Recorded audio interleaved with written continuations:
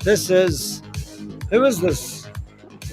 It's enough music. Right, we're here. We're doing a think tank session. We've once again got problems with our audio. As you can see, I am actually in a bucket of snot and there's green behind me. Have you got a noise? Yeah, mate. No worries. Whistle. Dave, have you got anything you can whistle other than not getting rude? Oh, now Dave's packed. And I can there we pump go. people up. Because he's lagging now. Literally, I was getting like 30 minutes behind in lag. Hey, if you just tuned in, we want you to come and join us. We want you to ask questions. Now, we did a 2.5 hour video last night with Rob, and we got one question. It made us feel really awesome, didn't it? And then I tried to get Rob to answer it because I did not know how to get the guy's money back. All right, so we've got some questions, right, Dave? Well, but Danny, you didn't say who everyone was in the meeting. Oh, we don't need introductions here, mate. I mean, we're world famous. You're an Aussie. That says it all. Rob? I'm Rob, but you can call me Rob. Okay, and I'm Danny Boy. Oh, we can do an intro though. Look, we've got things. We'll do Rob, So there we boom, and then we've got Dave, boom, Cannibal Dave. Did I spell that right? Cannibal Dave. Yeah, and then I'm, would you believe, Danny De Heck, aka a crypto Ponzi scheme avenger. That's what happens when you let me set up my own title. And there we are. Sorry, Danny, you did get the spell. You got the spelling of my name wrong. Oh, what? I asked you 3 times. And I asked you before we started the meeting. Okay. Anyway, it doesn't matter. It doesn't matter. No, it does. Tell me to spell it. M-O-N-T. No. G-O-M-E-R-R-Y.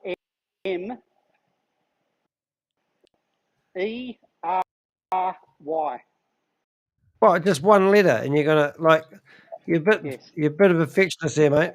Is that looking better? No, Montgomery. Yeah. Jesus Christ! That N is supposed to be an Up M. again. Yeah, mate, it's hard getting good stuff. I copied it off your Instagram. No. Not your Instagram. Right there. I'm doing it again. I'm upset now. It's spelled correct. Hey, Rob, I can be accountable, Dave. Don't help me. I'm doing it my way. Intervention, Rob. Right, is that right? Correct. Montgomery. You sure you don't want to be called Davey? All right, we're live. Question. Who wants to ask the first question? Yay, Ram's back. Ram, welcome back. Nice to see you here again. We're starting off with a question. And if you can't speak, Ram, that's fine. We can ask the question and you can put it in the chat box. So, Rob, if you were telling someone about, I don't like that question. No, I want that question. Oh, you're not having it. You can't pick and choose my question. It's my question. You can pick and choose your question. I've got that many questions to ask, and I just hate that one. All right, you want this question? If you were telling someone about work-life balance, what advice would you give them? I'd say that. Oh, what advice would you give them? I think it's up to the individual. I think that hey, if you got a really good job, then you never work a day in your life. So then you got perfect work-life balance. I personally think that there's no such thing as work-life balance because you're living at work and you're working at life. There you go. Well, that's a lovely story, Rob. That's deep, eh? It's a great. Well, it got me going. I'm trying to turn on all my lights now. All right then. Well, that was nice. That was boring, Rob. We're going to get better than that. Dave, are you? Oh God, What are your top pain points in your business? And I know you don't currently have a Danny. business, but you're about to start one. So what's your No. So the top pain point would be that it's taken me 3 years. I'd say the other point would be is that Jesus? I think I know the I top pain point in potentially my don't have enough. business. It's audio.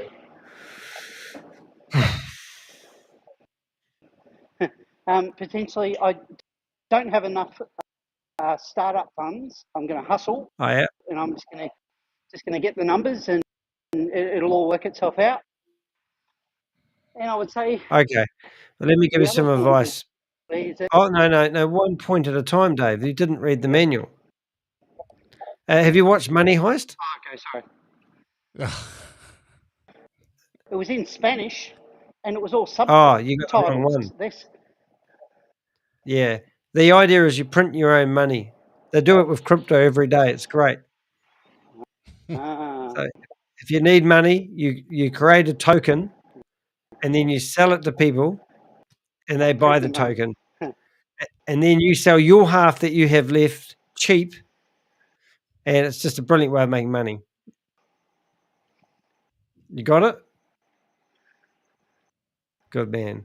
Yes. That was good. Right. I don't. Now, Ram, I'm going to I ask you don't a know whether question. the other coaches. I don't know that he's got audio. Actually, he might have now. Oh, no, he hasn't. No, I thought we could ask him the question. He could put the answer and we could answer the question. Oh, okay. Yep. And I thought I'd ask him the question, give him time to write while I answer my question. Does that sound like a good idea? You're intelligent, mate. Well, only on Wednesdays. It's not right. Wednesday, but never mind. Ram, the question is, boom. Where are you most creative in your business? I don't know. Do you have a business, Ram? We don't know. Ram's going to answer that. Where are you most creative in your life or your business? And while you're answering that question, I will He's find a a question. student. Oh, right. Oh, well, I want to know what you're studying now, mate. Hey, if you are watching this video, you can actually put comments in the chat box, and we would love to see them here. So feel free. We've got an online chat box we can bring in here, and you can put messages in like test, and it will pop up. And then I can actually click a button, and test will turn up on the screen. Theoretically, why didn't it turn up? Show. Oh, it goes there. Oh, that's crap. Turns up there. I don't want it to turn up there. I want it to turn up in the chat box.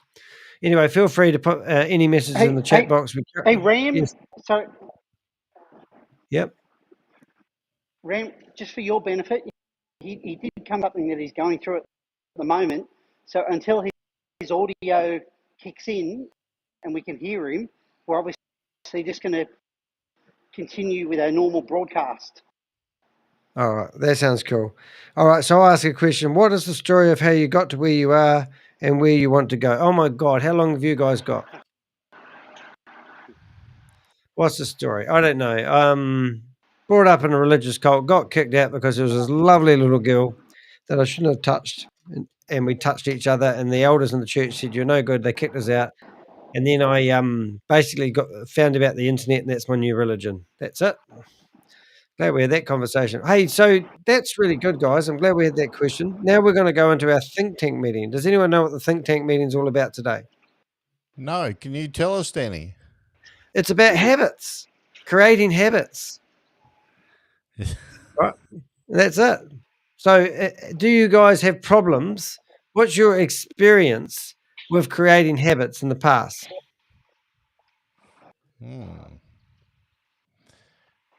Who's got the ball? Who's got the Elite Six ball? Boom. Okay, I'll take the ball because I can answer that pretty quick. I think that we've all got habits, and a few of them are chosen, so they're purposeful, and others are not purposeful. The ones that we want to change, or the ones that we want to create on purpose, are the ones that we usually struggle with. There you go. Start the ball rolling. No, good stuff. And we've got our first person who is put a message in the chat room. Can you see that on the right above the thing? I don't know how to decipher it. Hey, what's up? Hey, that's cool. It's our first comment. We should savor that. I'll take the ball. All right, here you go, Dave. And so for me, habits. Yep. Got it. And so for me, habits, up until I started something that used to just stay on through my life, whereas now, rather than running on autopilot and the day's just happening, I now choose to control my days. And what I then learnt over the last couple of years from reading a book called Atomic Habits, my bad habits, and I then had to learn by repetition of my new good habits. And I can only do that day by day. And gradually, as I went through, my old habits would disappear in the background, and my new habits would just become how.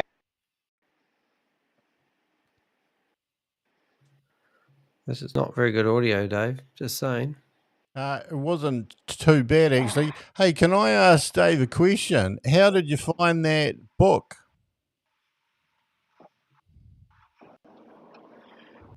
So I've been Brazil, and as part of doing that program, you've got to do different things for 75 consecutive days, and one of them is reading 10 pages of non-fiction.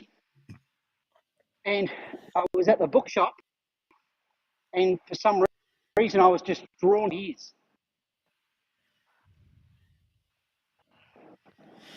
Yeah, it didn't resonate with me, that one.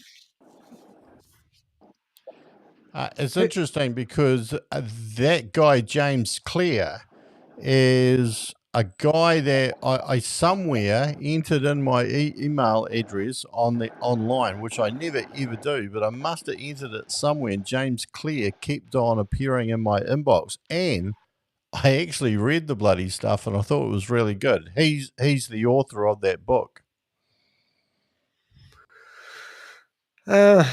Yeah, maybe some of those books you could revisit again. That would be a good topic in itself, actually, is what books have you read that you would read again? We did this meeting about 18 months ago, or maybe 2 years ago now, and we did a think tank meeting, and we asked people's experiences that they had with habits. And they noticed a couple of things that were quite cool, like it takes up to 2 weeks to develop a good habit, and it takes 3 days to actually break a habit, they tell you. So, and if you've got habits, put them on your calendar. Make them part of your routine in life. What habits have you got that you have tried to implement, Danny? Habits that I've tried to implement in my life.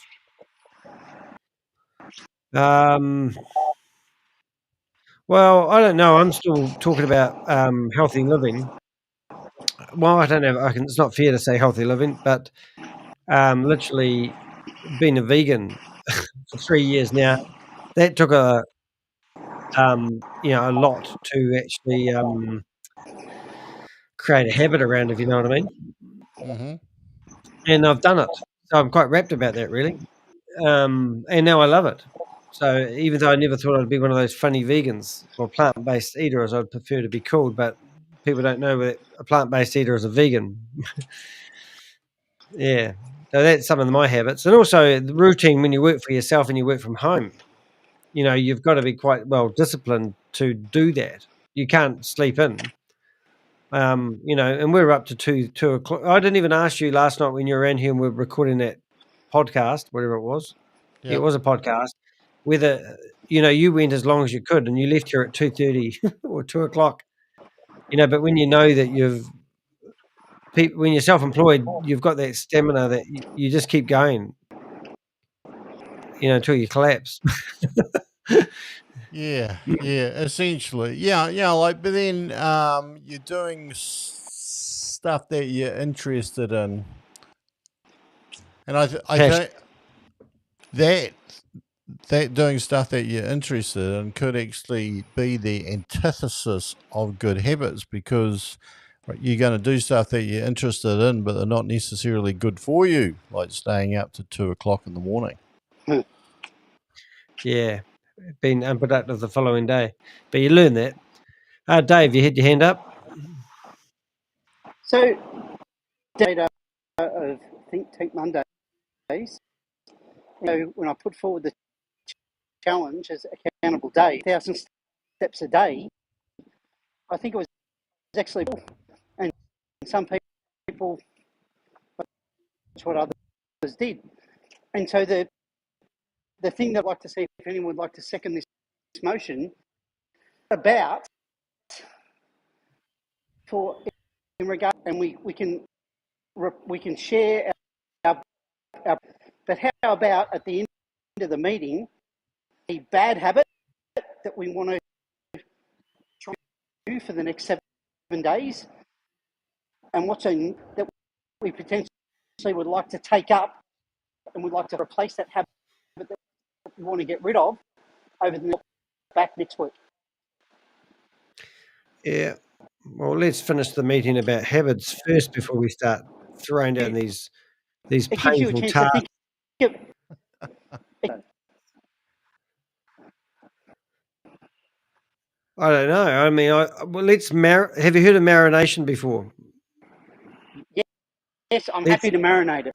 Let's marinate for the next 30 minutes into thinking that if I have to take on some random habit for the next 7 days, what one will it be? As we discussed, what's your well, okay, have you done that in the past, and why aren't you still doing it? That's an experience. Stay on topic, Dave.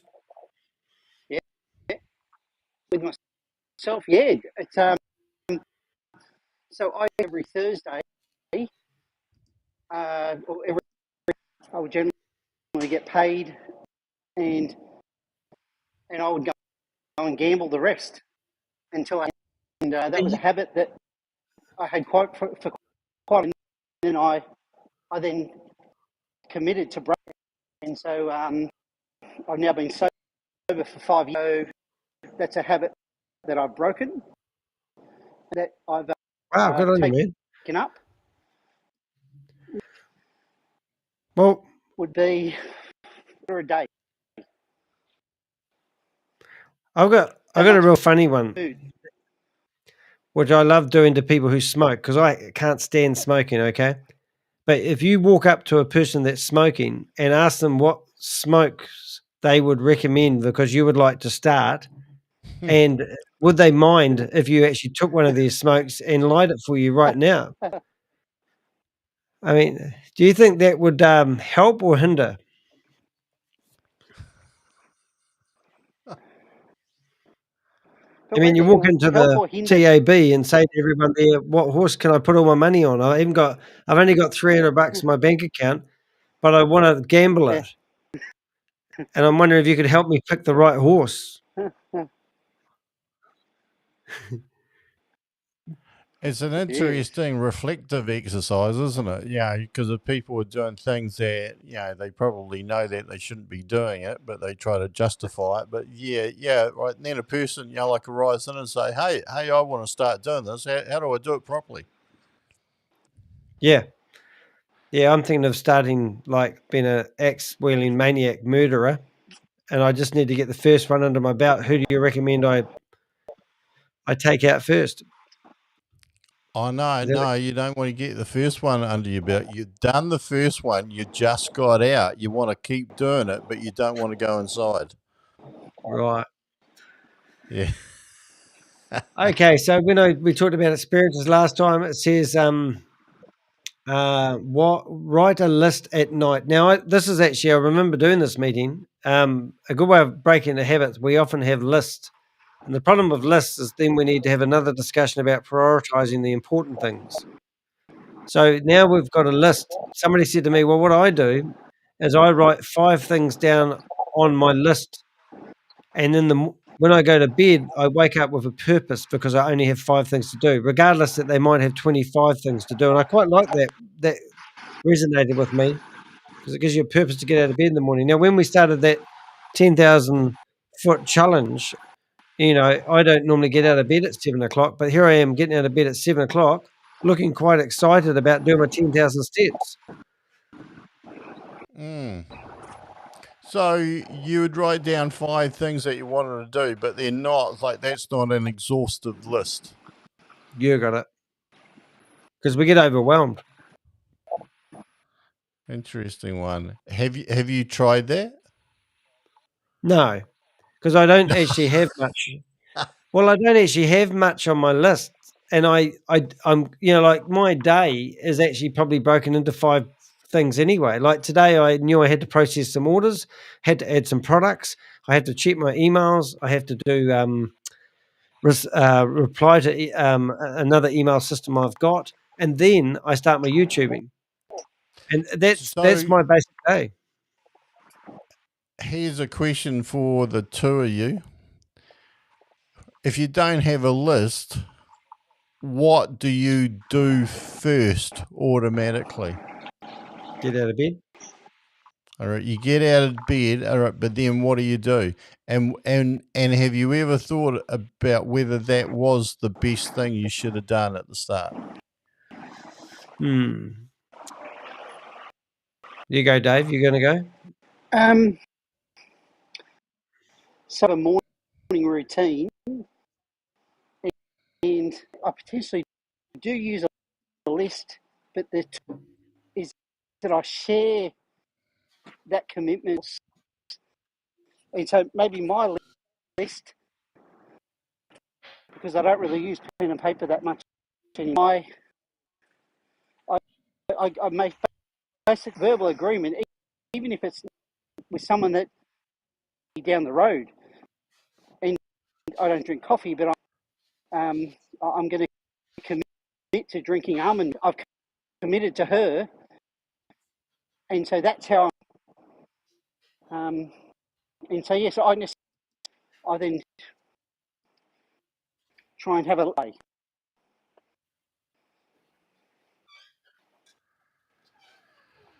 So there was a guy who studied executives, and he went around 10 executives, and the first time that he went there, he wrote down everything that they did. And then he went away and analyzed it, and then he came back and he said, I want to study all of you guys again just to see if my hypothesis is correct. And he worked out that the people who cleared their emails in the morning were the least productive executives. Yeah. All right. I can empathise with that. Right. And it's because, well, one of the reasons is to clear your email is an easy task. You don't have to talk to anybody. You can take an action, not take an action. You can basically do anything you like. Nick He Tracy. realized the ones that were the most productive made sure that if they had any phone calls or discussions to have, that was the first thing that they did every morning. Have you guys Nick Tracy. heard the You know term that one? eat the frog? I just said Nick Tracy. What? Nick Explain Tracy is that a brilliant concept, Dave. He wrote the book. Nick Tracy wrote the book, Eat the Frog First. Okay, all right. Does that mean to do the hard thing first? Yeah. Swallow the frog. And no, eat the ugly frog first. Sorry.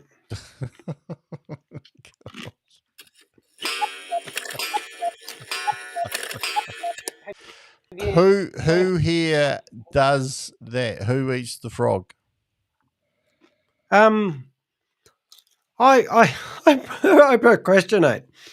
I don't. Yeah, that. You know, I'm actually really. I'm quite proud of my productiveness. That you procrastinate. No, you Yeah, I do just quite,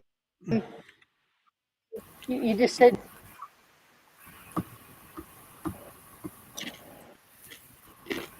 I've done 2 YouTube videos. I've processed 14 orders. Ram's now on the meeting. I've done half my emails. I've drank 2 glasses of wine all in one day. And I got to bed at 3:30 in the morning because I had to watch YouTube before I went to sleep. That's productive. Chris, can Well, we hear you? yeah, it's productive. It's getting stuff done, but is it actually moving you forward? Is that the best use of your time? Hi, Ram. Nice to see you here, mate.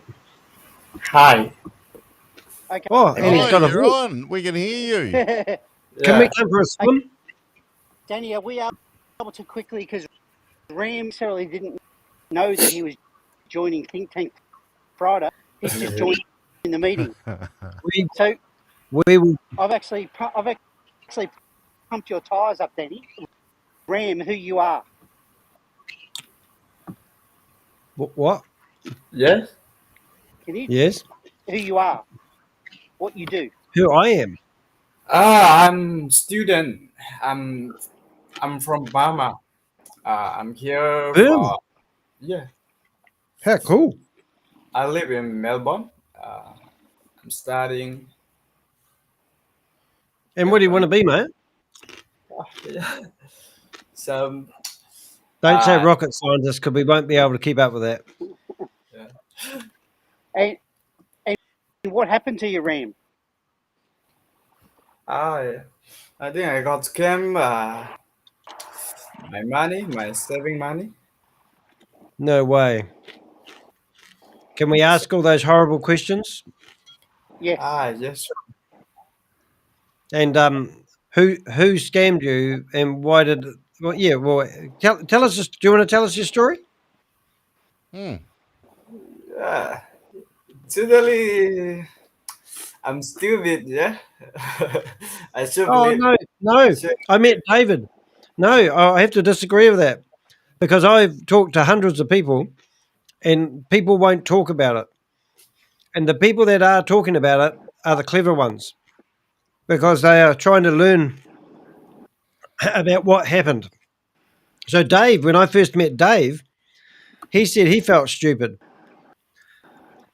So yeah, look at him now. He can't stop walking. Whew. yeah. But your story can motivate others, and Dave's motivated us. So feel free to tell us your story, mate.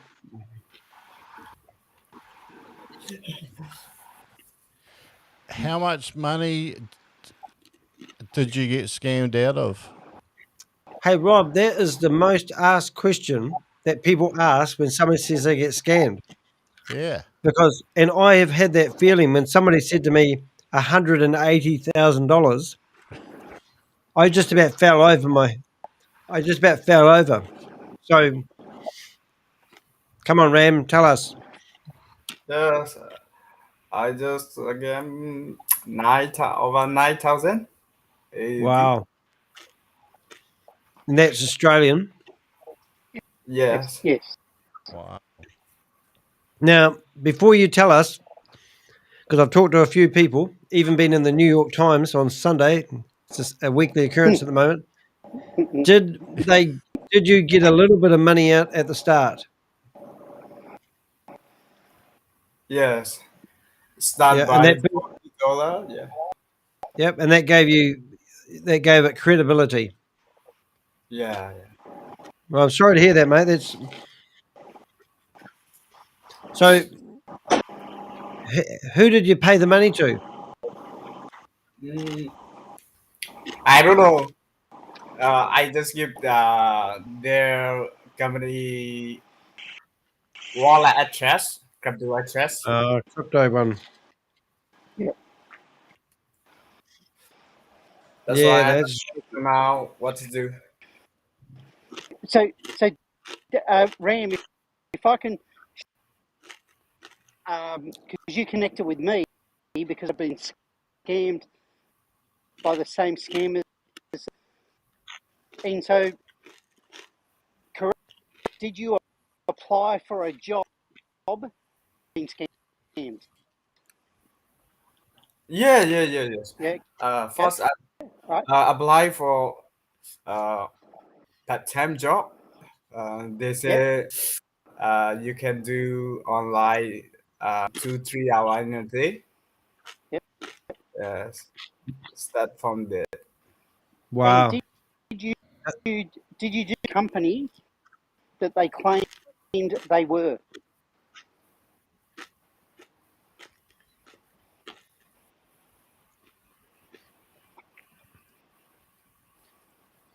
Did we get that?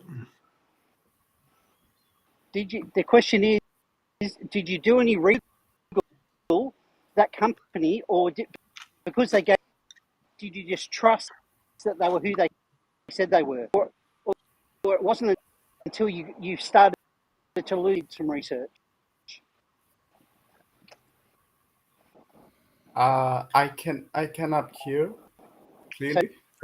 Danny, do you want to say that? Do you want to say it to me one more time? I can hear you better than he can, I think. I said the question that I'm asking is that job. Did he? At what stage did he on the company? What stage did you realise you were being scammed by the company?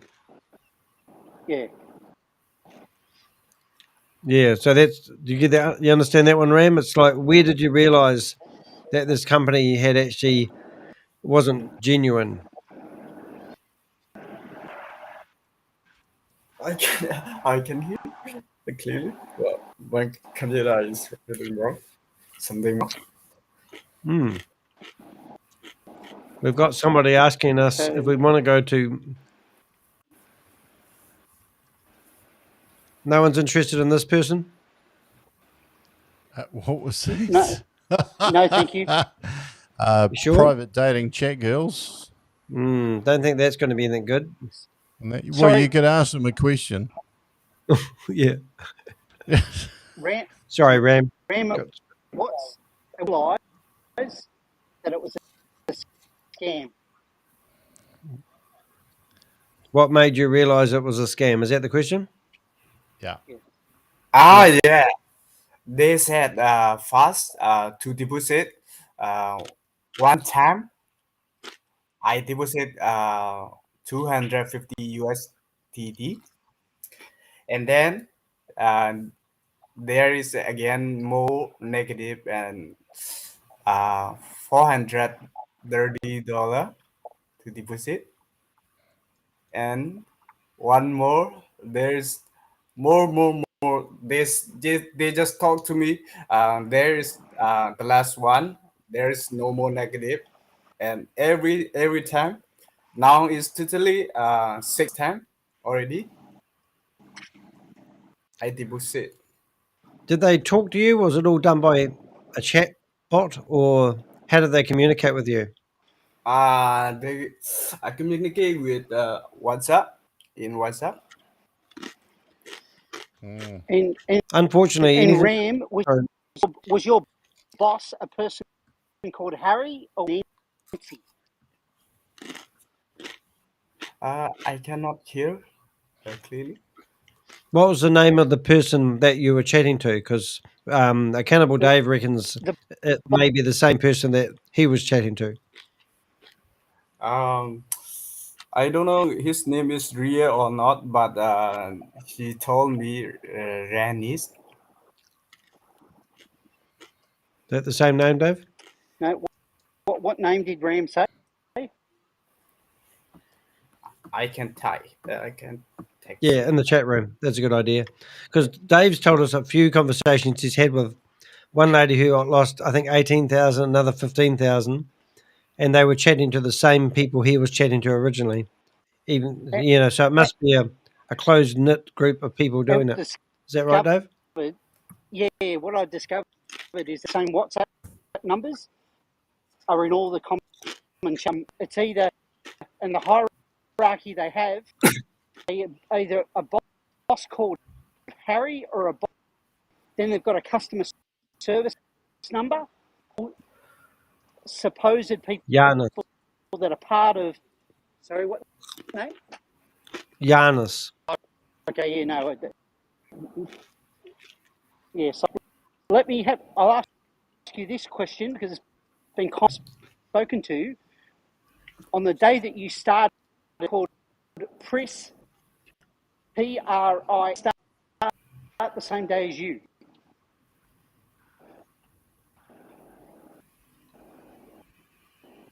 Say that again, Dave. Okay, so what happened to me and some other people run you through is that they have a thing called Press, P-R-I-S, on the same day as you, and so you think, okay, well, I'm making money. And so my question is that did they make you feel as though, today started? Are you saying was there other people around him that were making money to give credibility? Yeah.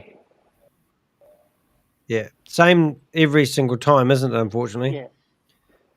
So you know what he means by that, Ram? He's basically saying that it's pack mentality, and obviously they give you credibility by having other people around you that are doing the same thing. So we all follow like sheep and follow the same pattern, and those other sheep are actually wolves and making it really, really hard for you.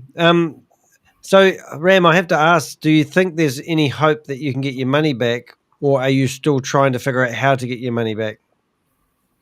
I don't know, sir. That's why I'm asking on to get money back or Because I've heard a bit about that particular scam, and basically what happens is they use scare tactics that your account's going to get closed or frozen if you don't carry on putting money into it. Is that the same? Is that what happened to you? Like if you got your account got to zero, you would get a $500 fine or something like that? uh, I don't know about that. And yeah, and when you tested the money, did you transfer it into a crypto and get it out onto the USDT or something like that? Did you? Yeah, yes. Mm. What do you want to do about it? Like, what do you want to do? Like, I mean that, like, what?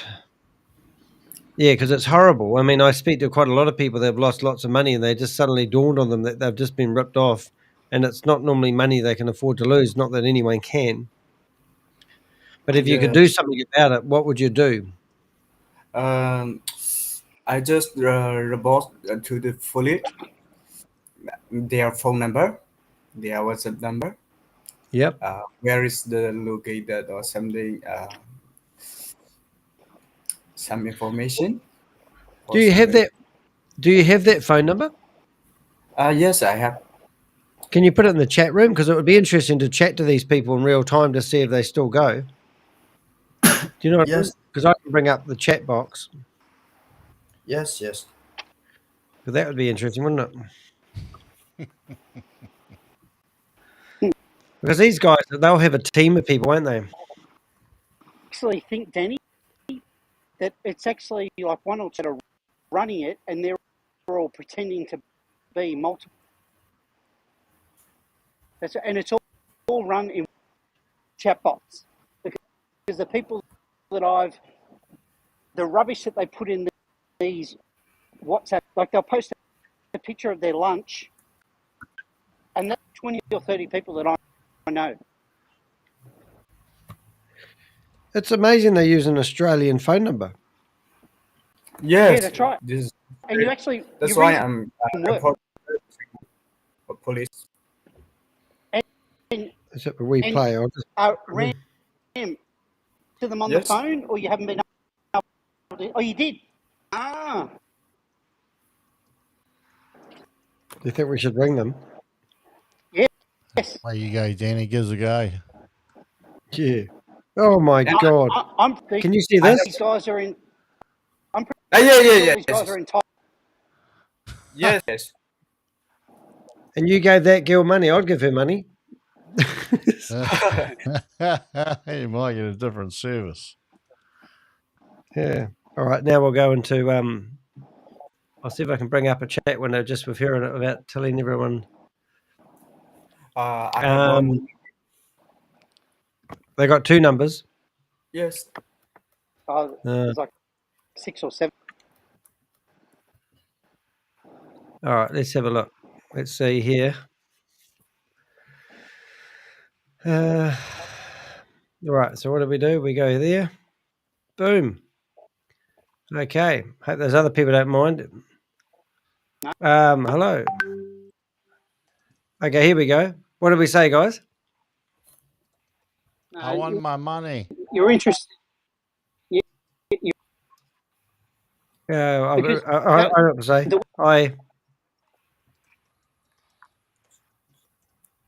They let you get money. They give you money, so then you start to deposit money.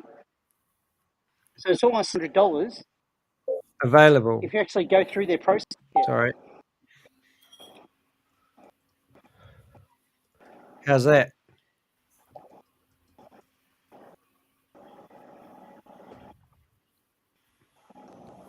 Are you messaging them on WhatsApp? Yeah, can you see that?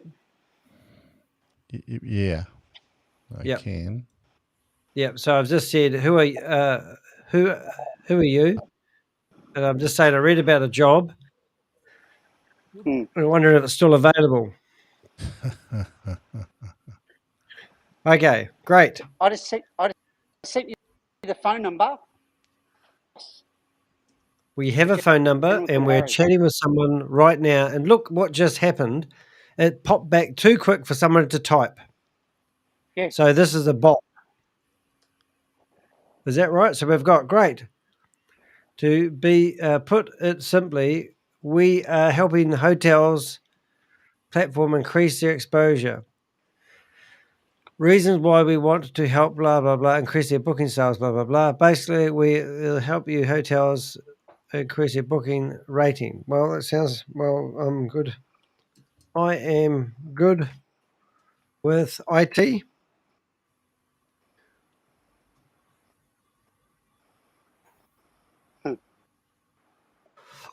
Yeah. How about this? My mother is 82 years old and also good with IT and is looking for a passive income opportunity. Would you consider interviewing her for the job as well? How's that sound? When you talk to them, they only ever they want to follow their script and want to ever talk to you or get on video. That's because it's an AI. Yeah, that's right. Screen capture from the real company. It wasn't them, but it may be interesting that I've sent you his details for at some point. We're now aware 10 to 15 have now been scammed by a company presenting your company. Tell us what you're really people. He's in the US on the West Coast. It's quite high up. What are you trying to say, Dave? Use your words. Suggesting that once you actually go through and you find out, maybe you want to contact the person that I've seen who actually is the real company. What are they doing to actually try and me? That's no. I mean, misrepresenting. I think the problem I get the problem people have with Danny the Heck is they think I don't care about the loss of money. But I honestly, with my hand on the heart, think that these guys, you're never going to get your money back from them. You're never going to stop people getting scammed. And the only thing you can do to help these people is create awareness. And if somebody's watching this, they're probably thinking, oh my God, that's happened to me and I put money in it. I'm too embarrassed to talk about it. And I just think that's like Ram, he's here, he's cool, he's talking about it, but he's lost $9,000. And unfortunately, getting it back is just, if people can see that you can chat to somebody at 11 o'clock at night, and they answer you instantly, it's just all clever software. And there's probably 5 people sitting there trying to think, now, if they say this, we'll say that. And it's just the terrible world we live in. But what I'm saying, Danny, the question that I'm raising, hope of getting your money back, but surely that is being misrepresented, like is being, they've got some sort of duty to try and then No, they haven't. No, I don't think they have. No, because I actually paid my car registration to some crypto person the other day, because when I was talking to Rob, an email came in telling me that my car registration was due, and it had their logo, and I clicked on it, and because I was multitasking and I'm a guy and we can't multitask, I proved that I could. And I basically, my credit card got jammed because the form I was filling out was sending my credit card details. So I ring up New Zealand Land Safety, and on their website, they have a blog that tells me that people are scamming them. You know, be careful of scams because people are claiming to be them. And what else can a company do? And that's, you know, not getting too excited about scams and Ponzi schemes, but what are those companies that are innocent actually meant to do? Because if they could do something, theoretically, Ram could do something about getting his money back. Yeah.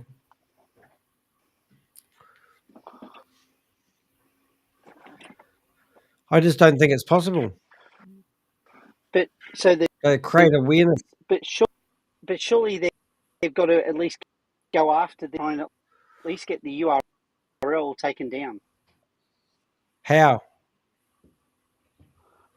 Well, sent you all they've to me is they've said, "Oh, we've notified the host," and that's it. I mean, to me, I know that I'm probably targeting them and because, but I don't know. Yeah.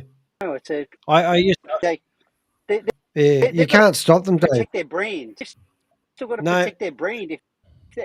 If that was my brand, to try and do what I can to stop people bring my brand down. No, I don't think it's possible. I think the world's.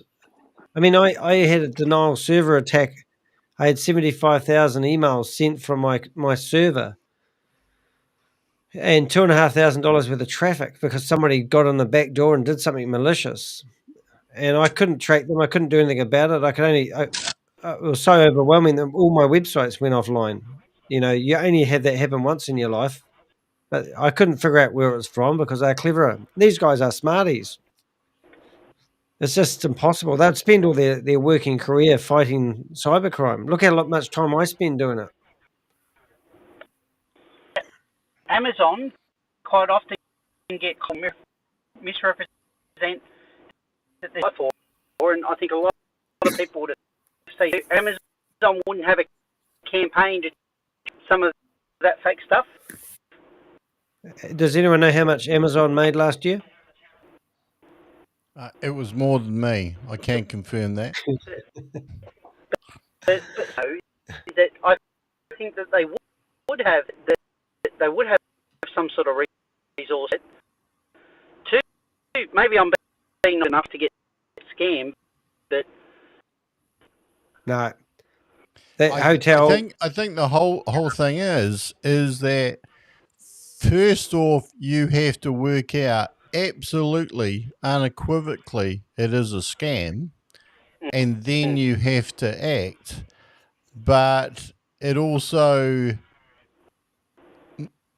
like, you have to be able to act as well. You know, like you may have an organization that hasn't actually, like a large amount of resources. And you wouldn't be able to act there. And I think even the regulators aren't able to act either because like they don't have all of the resources available. You know, like the experts are the scammers.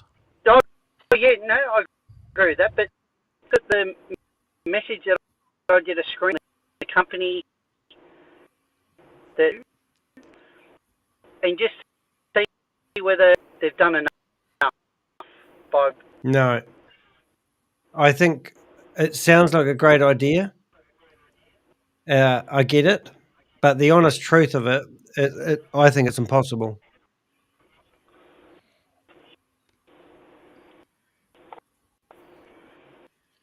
I just invited Kalpesh Patel to come join us. I've also invited another guy that made $200,000 as a VIP 5 out of Hyperverse to come and join us. I also invited a guy called Andreas Christensen, who's the owner of Super One. Oh, he would really love to join us and have a conversation with you, Danny. Well, he's put a hitman out on me. Who else? Oh, Des Amy. I mean, these guys are. I mean, this is the only thing I can think about doing. Now, I'm pretty, like at the end of the day, we need to educate people, and we need to tell people that as much as we'd love to save the world's a shocking, terrible place. But the main question, Danny, with all these people that you're inviting, have they got good habits? Good point, Mr. Get Back on Track policeman. Yes, have they got good habits? And when they're scamming people, if indeed they are scamming people, what do they do first when they turn up at work each day? I actually I'm just inviting Susan Lawrence. You won't know who she is, but everyone does who knows me. That's great. So what habits do scammers actually have? Are we tackling this whole meeting wrong? Because we need to acknowledge the success that these scammers have. The diligence, the discipline, the hours. Brilliant. That's brilliant. How many times do they fail at scamming people before they master it? And once they master it, do they review their systems and finally hone them? So the question could be, the topic's obviously habits. We're talking about the problems that these scammers having with creating good habits that help them scam people. Is that what we're getting at?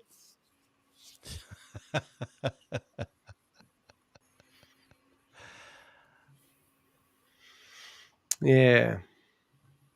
You could say, if you were to play devil's advocate, Yeah. the people who get scammed, were they following good habits and investing their money? With the people they following, say that again, but a lot slower and maybe cut out all the words. Were the people that got scammed using good habits when they tried to invest their money? Not a criticism, just an observation. Well, we know that there's a few common factors that happen if you get scammed. One is you're probably not using real cash. Yep, true.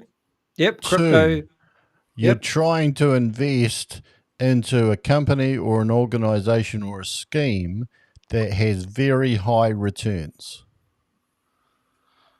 Yep. So unrealistic expectations. Yeah.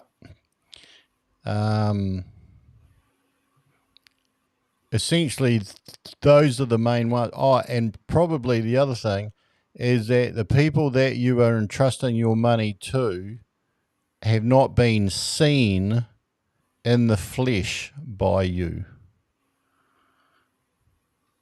Yep, you can't contact them. They don't seem to exist, and they're hiding behind. They don't like talking. Yep. And I just went crypto. What did I win? I went crypto plus MLM equals scam. That was my simple equation. We lost Dave. We love you, Dave. Come back. If you don't come back, we'll hunt you down. We know where you live. We'll find you. I think it's an interesting one that came up last night is that if you regularly invest, you would know what a realistic return is. But maybe if you don't regularly invest, you don't know what a realistic return is. Well, a lot of people say it's a long debity game. I mean, can we ask Ram that question if you don't mind? It was like, what were you thinking at the time when you were about to invest?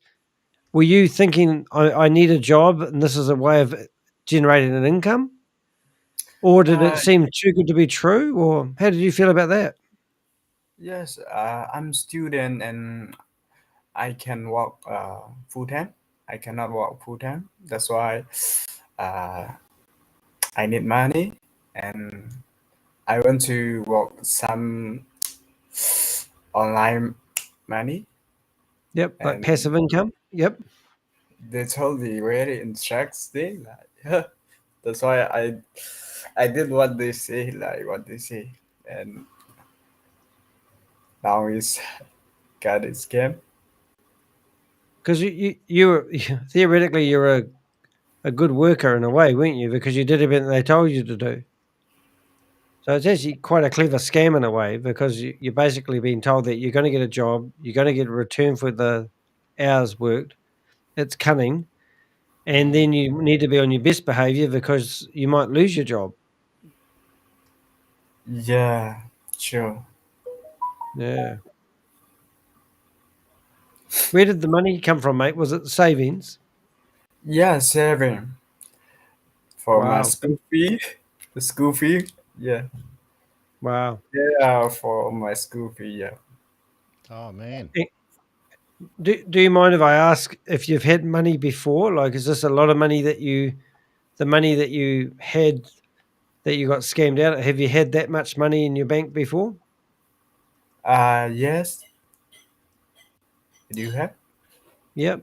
Yeah. So it wasn't like, so we're trying to figure out because what we've noticing with a lot of people being scammed, they're over the age of 50. You seem like you're a lot younger. You must be 25. I'm 21. Oh my goodness. Wow. So that's who we think would be into these crypto opportunities is your age group. But when we go into these Zoom meetings and there's 1,000 people in there and you scroll through all the people, most of them are over 50 years of age. Yeah. Yeah. Yeah, I suppose it depends on who the scam is targeting as well. Like particularly if you're after work, it'll be a younger person, won't it? Yeah. All right. So we went back on topic for a little bit.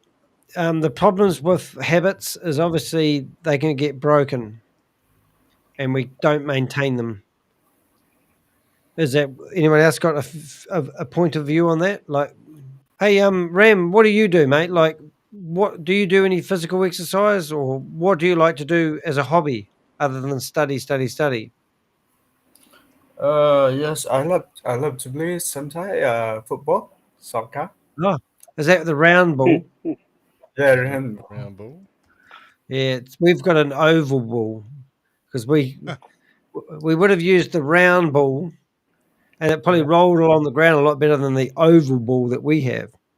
But for some reason, we use an oval ball, and we call that football, even though soccer. So what do we call it? Rugby. Rugby. But they call it, don't they call it football as well? But then in England, they call it football, and that's a round ball. football. Mm. And do you play it? Yes, sometimes. No, good on you, mate. Hey, any good? Hey, I've got an idea for you, Ram. You've lost your money. You didn't get the job you want, and it would be quite hard to process that. So, looking forward, looking to the future, let's use habits. What's some good things that you could do? And just said, look, I've lost my money. I'm never going to get it back. If you can process that, that's might be hard. But what's some things that you could do tomorrow morning that will build you a better, because you're 21 and you've been scammed at the age of 21, but a lot of people get re-scammed. So to avoid you getting scammed again, what habits could you create to stop you being a victim again? And maybe we can help you with that. Uh, mm, I have no idea now. I got What one to for you. When you saw this opportunity, did you feel pressured to do something fast? Yes. I'm learning myself to crypto trading Yep. in Binance. Oh, yep. So, I have to start working. Now I don't have money. My is that all savings. your money gone? Yes, that's my money. Well, because I'm student. I don't have that much money. Wow. So, so there you go. Is crypto trading an addiction? Yes, Is it a healthy? Is it the tech side of it that intrigues you? Is it the stories you hear about the people that get wealthy out of crypto trading? Is it the passive income that intrigues you to get involved? And is there, like, I do drop shipping, like that's how I survive at the moment. Rob, he sells antiques, and he works his ass off. He's probably listing stuff as we speak, right, Rob? Well, I'm processing stuff. Yes. Yep. So he's looking at some emails, and then you've got Dave, who's currently working for his brother-in-law. Is that right, Dave? And he wants to start up a business, making people accountable and helping them along the way. But we all work pretty hard, but we might have a hobby. yes. We might have something that's clever that we hope starts generating our income, a passion, so we feel like we don't work for a living. So what's some other ways that you could potentially earn money out of the crypto world? Let's say crypto's, because I'm going to tell you a story while I'm on my horse. So a good friend of mine asked his parents if they could borrow $500,000. He convinced them. He made $5 million, 10 times his money, and took it all out. And then when crypto was going off about 12 months ago, he put it all back in. And then it crashed, and he lost 3 million of his 5 million. And he was devastated. But now that crypto's kept on dying and he managed to save his 2 million, he feels like he's done a good job at actually securing some of the money and hasn't lost as much money as his other people have. But at the time when he lost the 3 million, he was just devastated. So I'm thinking that you might have lost $9,000 now, but the lesson learned could actually make you a lot of money. And maybe crypto is not a good thing to keep being involved in. And maybe there's other ways that people aren't, like get a product or a service and sell that. And if so, what product or service would you sell? Now I just have only one thing to do. I have to work for myself, for my school fee, or for all things. So you're going to work for yourself doing what? Uh, Now at the moment I have to only work restaurant because I'm student. Uh, like cleaner, like Cleaning? Yep. chef, kitchen, Yep. All right. So chefing? Yep. waiter. Yeah. So I used to be a house painter for 10 years, and I finished up being the best wallpaperer. Wallpaper you hang up? Yes, yes. I was the best wallpaperer in my hometown, and I got asked to do that. We only had one casino here in New Zealand, and they needed a specialist, and I was the guy they called.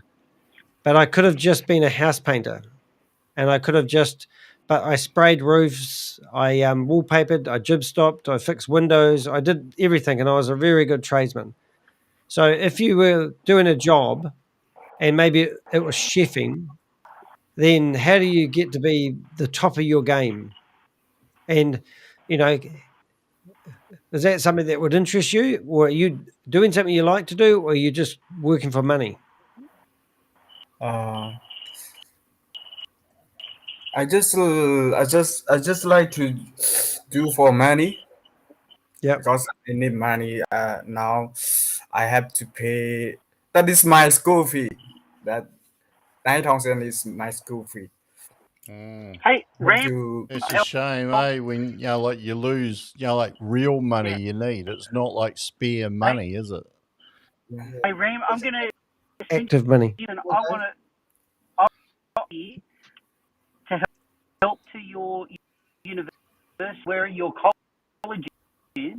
I can then validate that you've been scammed. You can get them to waive your something on compassionate to potentially, and I can say to that I may be Australian and actually help Bloody Australians. represent, take up that fight. Did you get any of that? I cannot hear clearly. No, you're not the only one. He's a bit of a strange talker. He's like he's on the metaverse.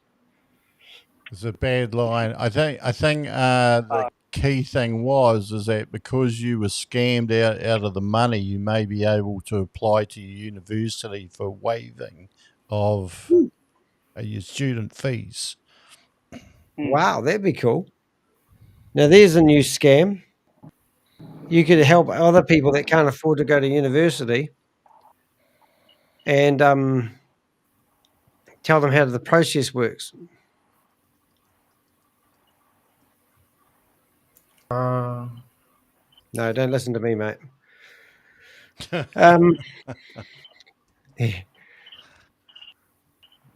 Well, is that a possibility? Is there some sort of? Can you talk to the university about what happened? Because you've been stolen from. I think it's not the problem of university. They won't accept. They will not. I think they will not accept what am I talking.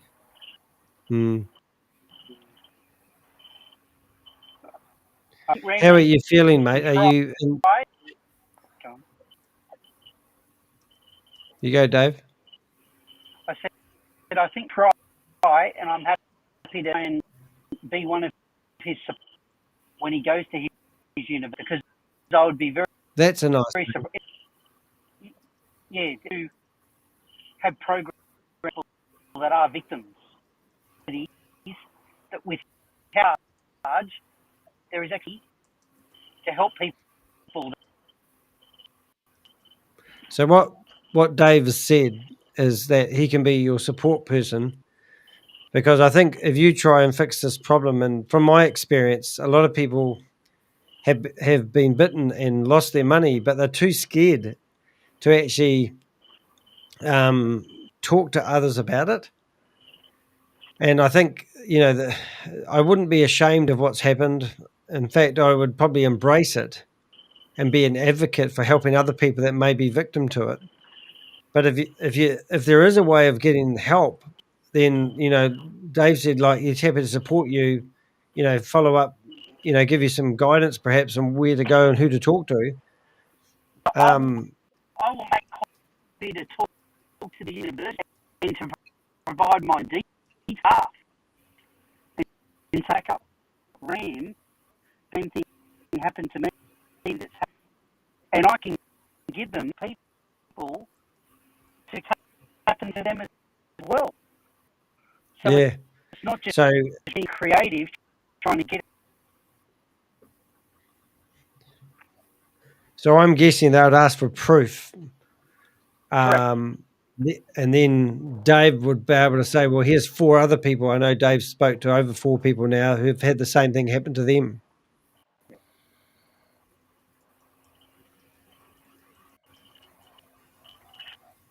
And I think this ran because he thought that he was being tonight was confirmed for him.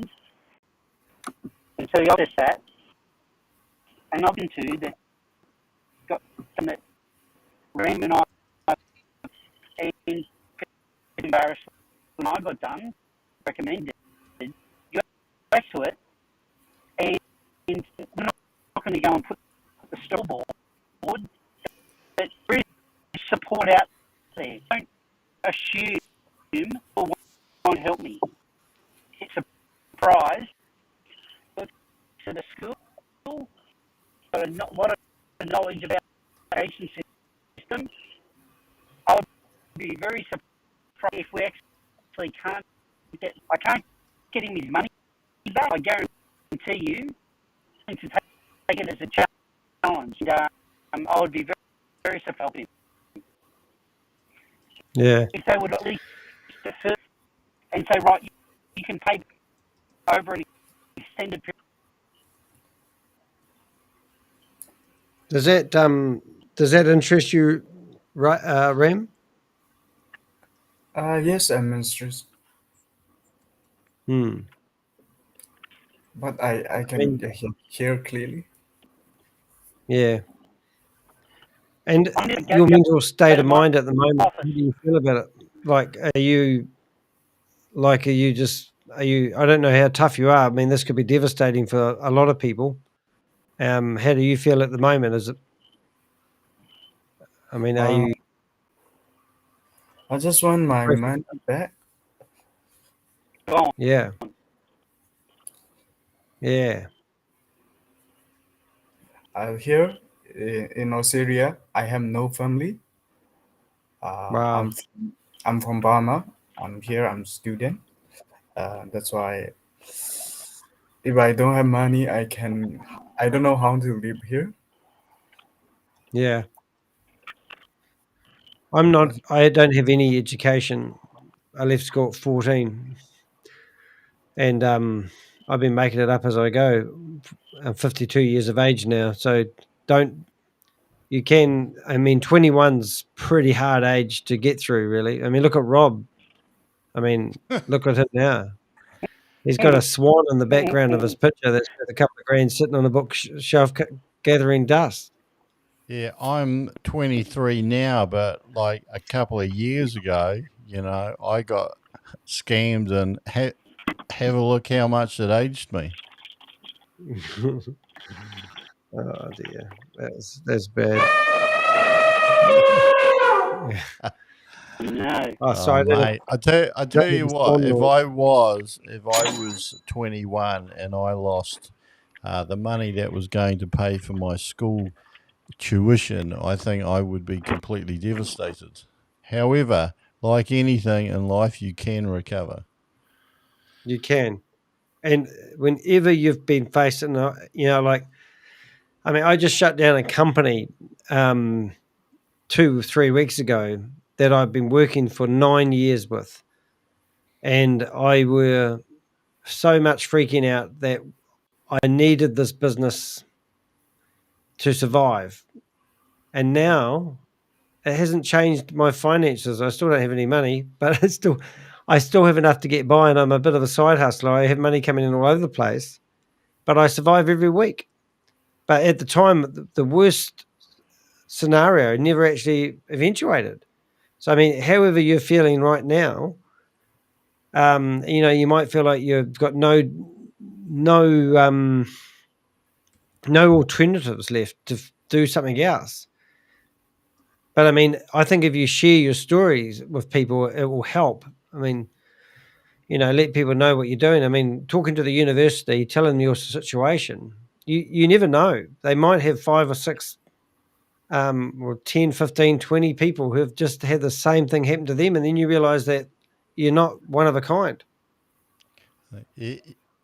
Yeah, essentially, you haven't got anything to lose because the worst outcome is them to say that they can't help you. Yeah. Now, if you don't ask the question, the answer is always no. Yep. And when was the last time you worked for a boss, Rob? Oh, 20 years ago, exactly, actually. Yep. And if you went to Rob's house, which we won't say where he lives because he'll get robbed, and went into his garage, it's full of antiques. And imagine if you had to go buy all that stock again, Rob. I don't think I would. Yeah, that's right. Yeah. Yeah. I'd avoid it like the plague. Yeah. So, mate, if you want, you're more than welcome to come here every Monday. Give us an update on what you're doing. I mean, maybe if you can't pay for your school fees, I mean, I would probably recommend get a couple of free jobs.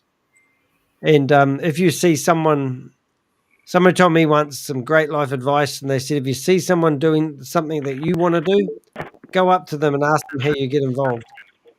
And by being around lots of people, that's a blessing, in itself, really. Oh my God, there's 2 days. One's bad enough.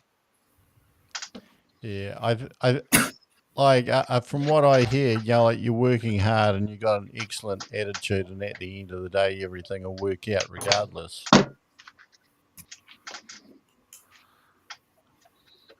Hey, Ram, I don't know whether you can hear me any better. Yes, I can hear now. So, Ram, I'm going to send you my details, and I'm happy to. Don't you listen to him? I'm happy for you to pass my details on to the university, and I'm happy to act as a reference for you to explain to them as to what's happened, and we potentially will apply to either get your fees waived or to at least get your fees delayed to give you a chance to pay them off over a period of time. And I will be able to verify that, yes, you were a victim of being scammed like I was, and other people that I'm aware of. Yeah, and I'll back Dave up. Yeah. Yeah. And you get a new car. Sorry. I sort of know from free. Mate, and like people think I'm a funny guy. My sense of humor keeps me going. And you've got to laugh sometimes, mate. Who's your friends? Who's your best mate?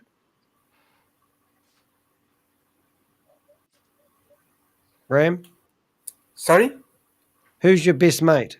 You're not playing poker in the background, are you? Poker? Don't worry, we've been playing for years. Poker. Blackjack. Yeah, I know. Yeah. Hey, we should have a game. How did you? I play sometime poker. Yeah, that's good. What's American poker? Is it American blackjack? Is it American? No, what's that? Texas Hold'em. Texas Hold'em. Yeah, Texas Hold'em. Yeah. You should have said you don't know what I'm talking about, Ram. You should have, no, never heard of that. What's poker? Yeah. So if you get a 5 and a 7, what do? Do you go tap on the table, or do you go pass? A 5 and a 7. 6 and a 7. I think you're confusing it with blackjack. I like blackjack. So what do you do?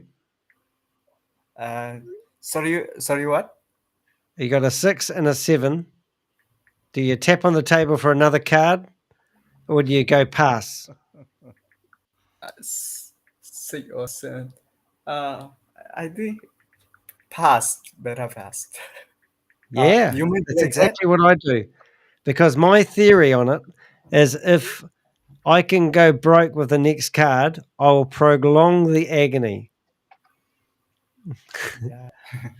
Did you know, as a little piece of useless information, I Here we go. studied the rules of blackjack, the laws of blackjack, the statistics of blackjack. And if you had 13 in your hand and the dealer doesn't have a 4, 5, or a 6, you should draw. There you go. Another word of wisdom from Bob Willie. Yeah, but the dealer has to play, don't they? Is that right? Yeah, depending on what they've got. And what about the person playing? Is there a minimum on that? Is it normally 12 or is it 13? If It you're varies. if you're a player, regardless of how much your score is, you don't have to draw a card. Right. Okay. If you had a pair of twos, right, that add up to 4, you could draw any card in the pack. You won't bust, but you don't have to. All right. So the dealer throws you 2 10s. What do you do now? You would probably sit. You split them. You 'Cause when I never go to the split a casino- winning hand, they No, say. you do. Because when you split them, you're there to lose your I go to the casino to lose my money as fast as I can and have fun because I believe it's entertainment. So I normally split 10s to the horror of everyone at the table. Yeah, I would And- agree. And then you get another 10. And it's like, oh my goodness, now I split that as well because you can't change your routine. And I tell you what, when I go to the casino, I'm the most fun person at the casino. Yeah. Hey, Rob, Hey, hey, Danny, I told you that I've been 5 years sober with gambling, haven't I? sober of drinking or sober of gambling? Gambling. So from gambling, brilliant. Wow. but and so I was just thinking through positive affirmations when you were saying all that.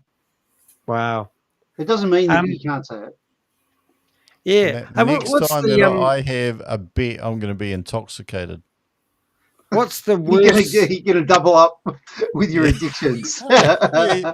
All right. Can I double up on that? Skull. Gone. All right, I want to know from either one of you two, because it's one of my questions that's not in the pack. What is the worst situation you've ever found yourself in your life that you didn't feel like you could get through? You got Blurry Dave's back. I once had a bet. I was 16 years old.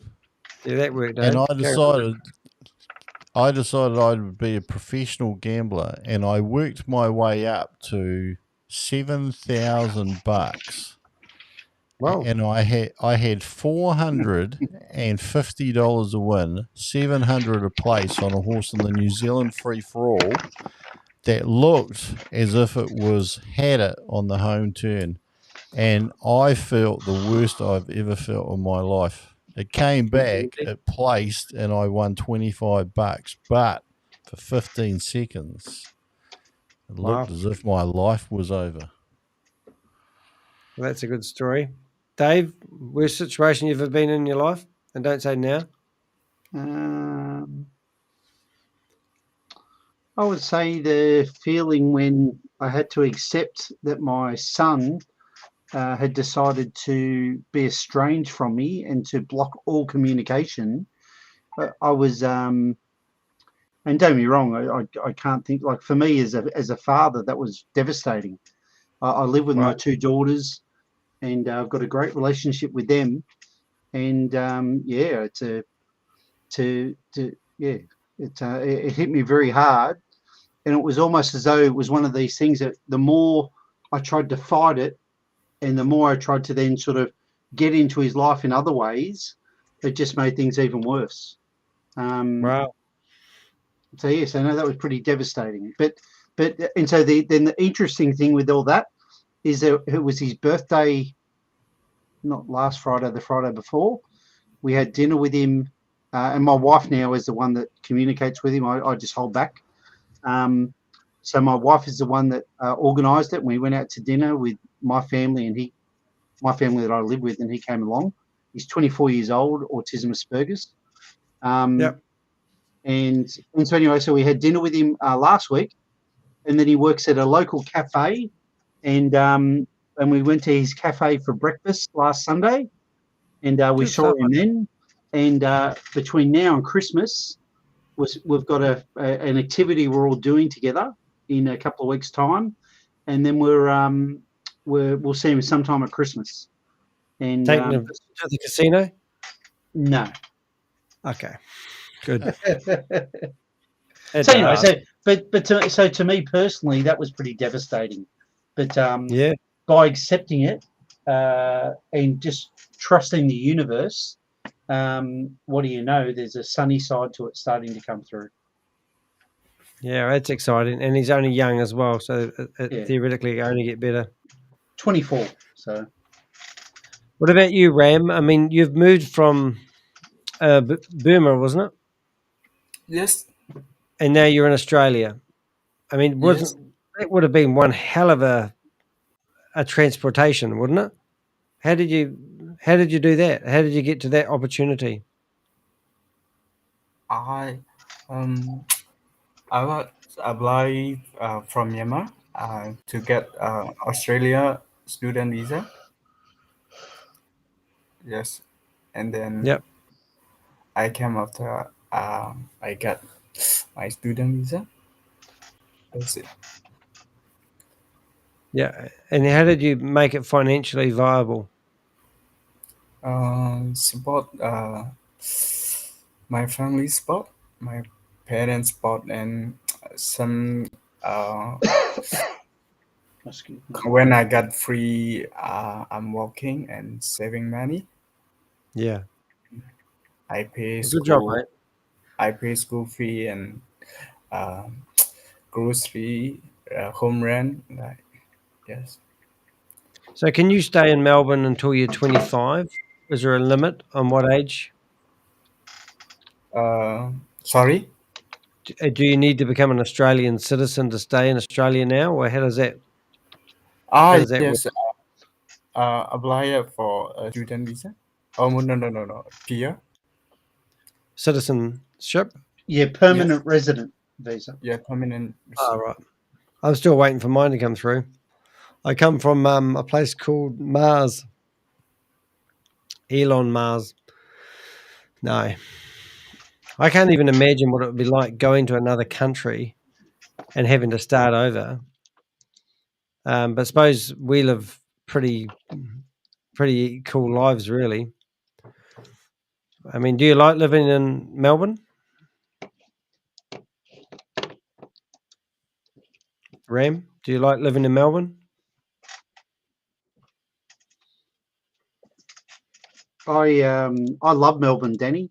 Even though I don't live there, when I used to go there for business, Melbourne was it's the coffee capital of Australia. People talk Yeah, to I love it. you. People, I know it's very rich in sport. Whereas Sydney is very churn and burn. It's if you say hello to someone, it's almost as though that, geez, what do you want to sell me? Like, why are you saying hello to me? But to me, if I was an overseas, without even knowing, I think it's actually great that Ram is in Melbourne. Outside of Athens, Melbourne is the highest number of Greeks anywhere in the world. So it's very Yep. multicultural. So I think Ram's Is got that a a lot good of great thing? opportunities. Oh, I think because they're very accepting. I think their Chinatown is the biggest Chinatown in Australia, even though Ram's from Burma, which I Yeah, think I is love visiting Melbourne. yeah, it is very good. Hey, we've got 6 minutes to go, guys, and then we go to bed, but not together. All right, so we're going to change the problem. So what's some solutions with habits? We were talking about habits, so we'll just go back to that for a wee bit. What's some solutions? A list of 5 things to do each day. The biggest thing I think is the most important, if you want to create a new habit, you stand on a stool amongst all your colleagues and your friends and family, and you tell them your goals, and they make you accountable. So no point having habits that can be broken easily without anyone knowing about it. Anyone else got any solutions? I think you need to review your behavior, because basically your behavior consists of all of your habits, and you need to work out if they're working for you or if they're not. Boom. All right. I'm going to now ask that horrible question. What takeaways did you get from listening to us ramble on today? It doesn't have to be about habits. Habits? Is that a word? Habits? What did you learn?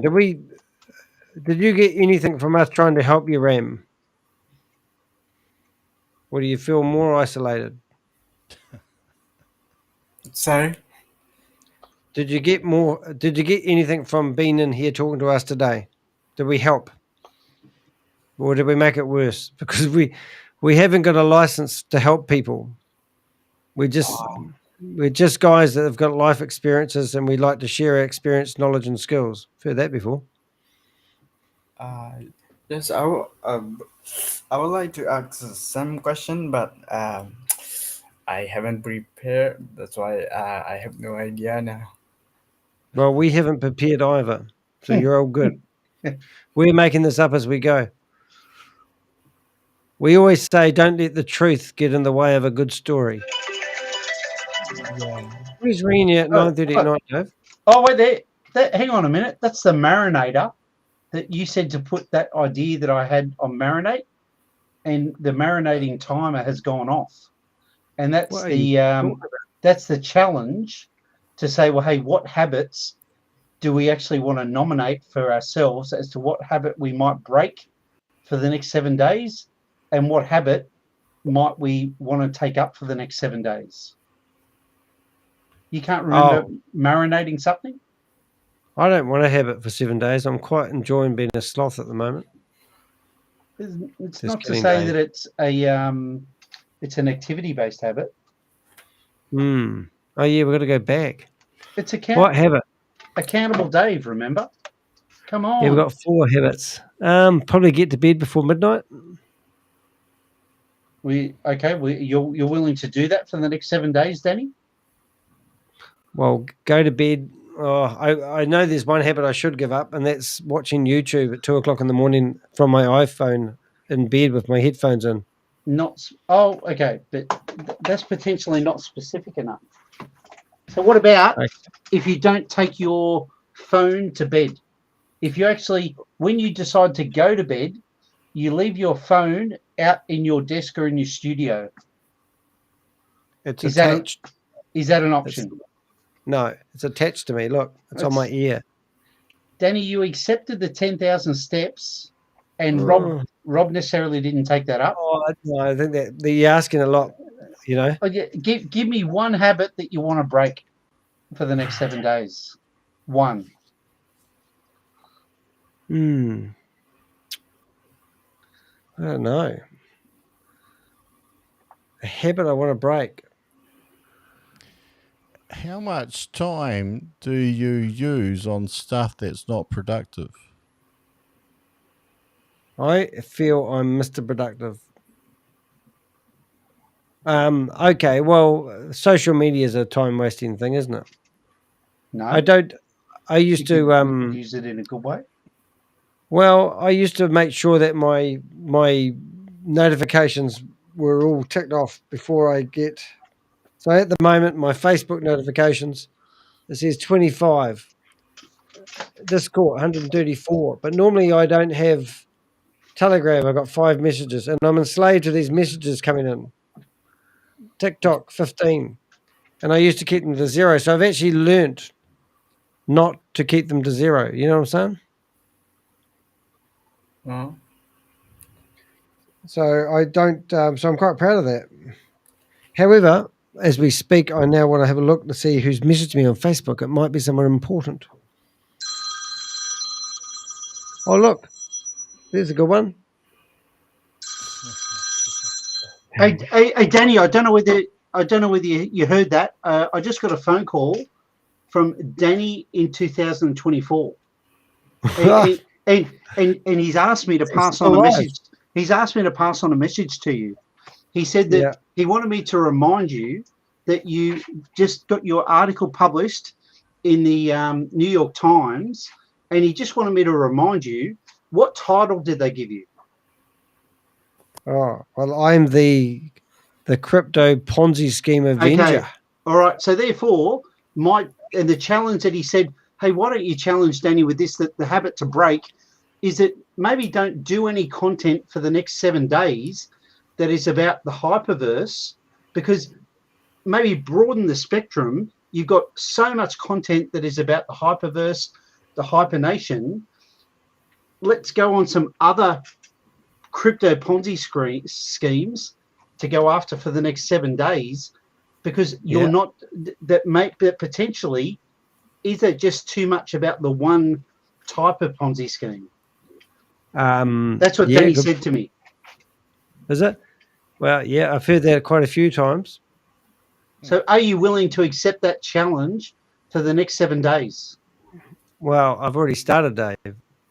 Well, okay, but wait there. You see my did you see my last video?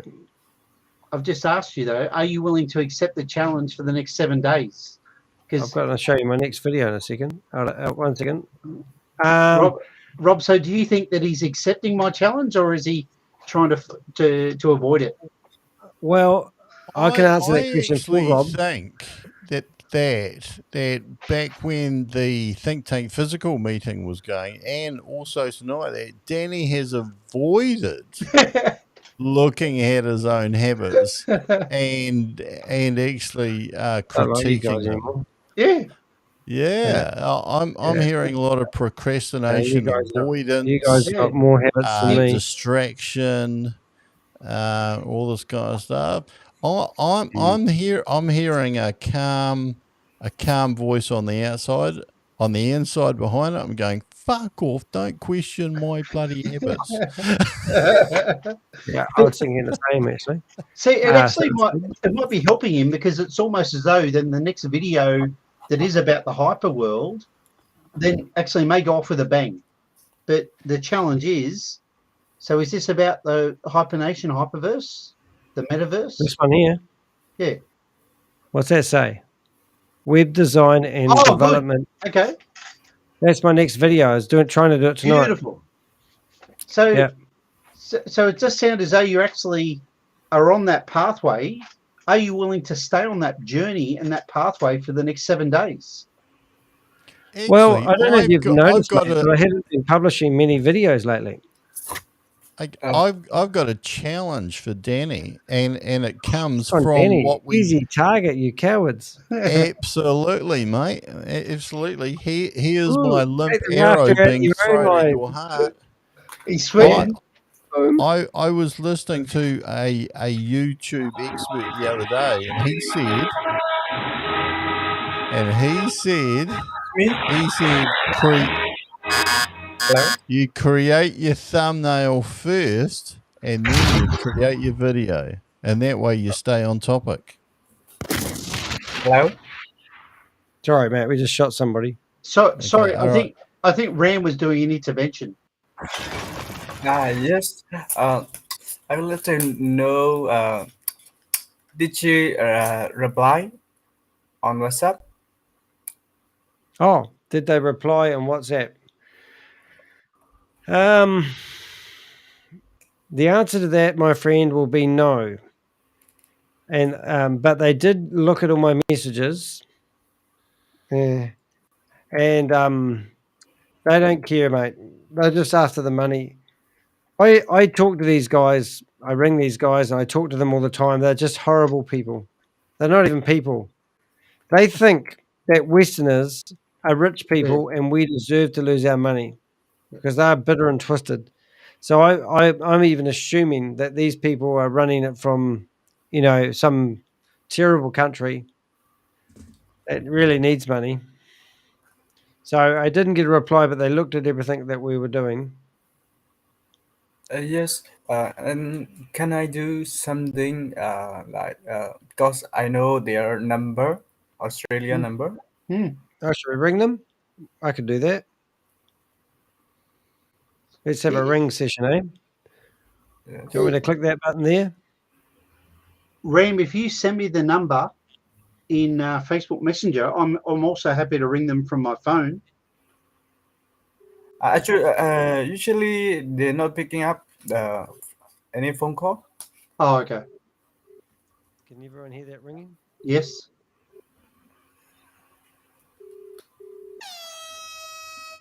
Oops. Hey, Danny, can you put the full number in the chat?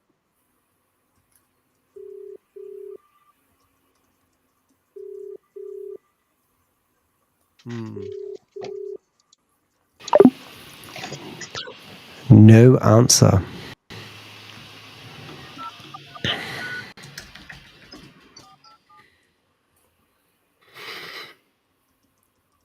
Anyone?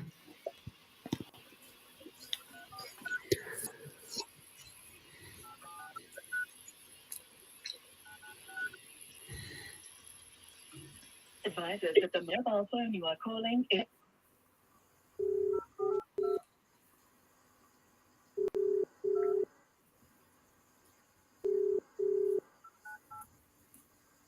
If anyone's watching this on any of our channels, we're actually bringing up a company that scammed one of our friends in here called Ram out of 9,000 Australian dollars, and they're not answering.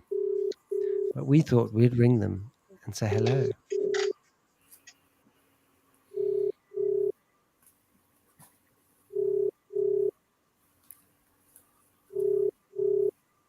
All right, so there's the answer. What did they say? They just rang and made a funny ringing noise. Oh, okay. So they didn't.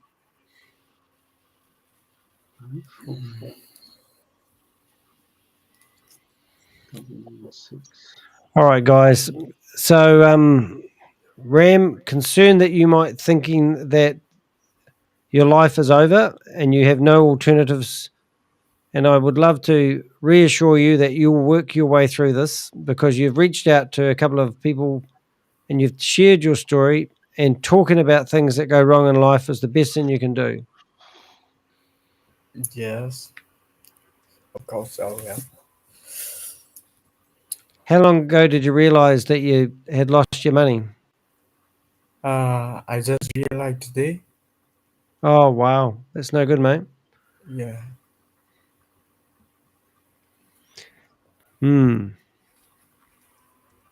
What advice would you give someone else who's about to part with any money and give it to somebody who has a crypto address for deposits? Shouldn't believe nobody from online. Yep. No. Except us.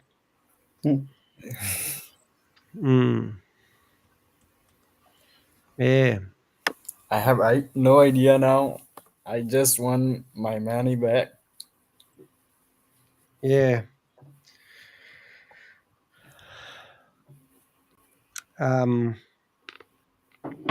Yeah. Well, let's hope your money's gone to a country that really needs it. You know, because that's really it, isn't it? I mean, people in other countries are really desperate. I watched, I don't know, mate.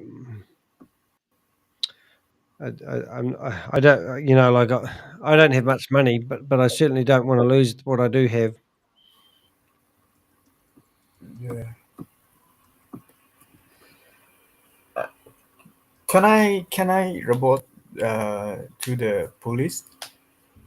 Well, If I can answer the question, I'm in New South Wales, so Ram is in Victoria. The people that I went to, they said it was a cybercrime. They were happy to report the incident, but they then basically said, look, we can't do anything else with it. And they just gave me an ID number. So I would be very surprised if the police in Victoria, that as soon as they find out that, oh, you're talking to someone on WhatsApp, they've scanned you out of money, they'll just fob you off because they're too busy busting drug dealers and all sorts of other things. That's unfortunately, that's my experience from when it happened to me. Yep. I did a whole video about the Ponzi scheme that I did, and I said, what's the possibility of doing a lawsuit against these guys? And the mainframe people, they just need so much evidence. They need names, they need details. So if you are going to ever, hindsight's a great thing, but if you ever are going to part with your money, if you can't see the person or telephone the person, or they don't give you their driver's license to prove who they are, or then, you've got nothing to come back on, unfortunately. Yeah. I need to love and leave you guys. All right, mate. See you, Rob.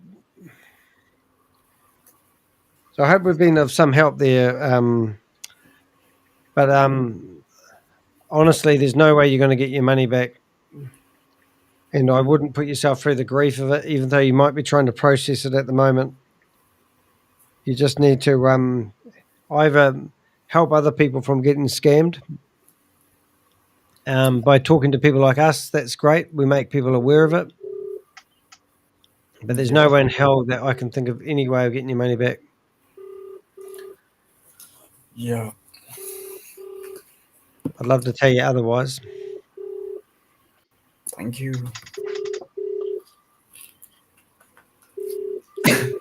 You ringing them, Dave? Yeah, I'm trying the 261 number. I'll ring them at the same time. We'll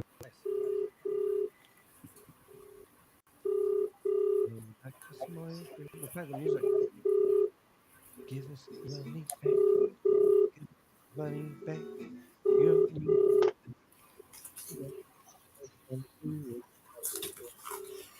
That was best I could do late night. Yes, so I leave now. So Sorry, Ram. Have they replied back to you with anything, or do they? Are they only just they want you to pay money and nothing else? Is that what they say? Yeah. And do they give you? How do they get that money off you on that phone call? Oh no, they get you to deposit into a crypto wallet, and they then supposedly adjust your balance. But yeah, it's all fake.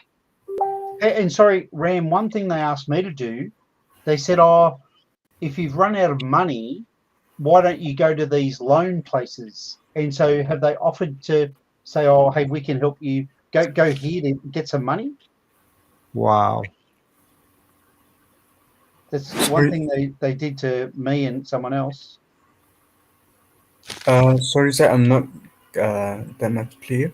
So what I'm saying is that other people that I've spoken to and myself, they've said, go to these companies and these companies will lend you money that you've then got to pay back at very high interest rates. And it's just so you then deposit more money to them. Oh, that's shocking, eh? So then you get scammed and you have a debt to pay off. That's right. And I actually did that. I got some money from a payday service because I did it thinking that, I'm about to get some money back. But what do you know? It was just more money that I lost. Oh, I didn't know that one, Dave.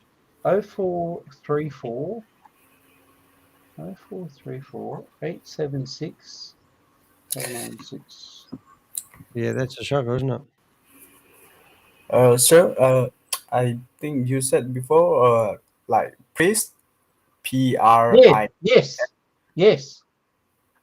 Is it you know her? Well, okay. Did Pris start on the same day that you started? Yes. Okay, that's exactly what they did to me. Oh, you too? Yeah, it's the same script. It's the same story.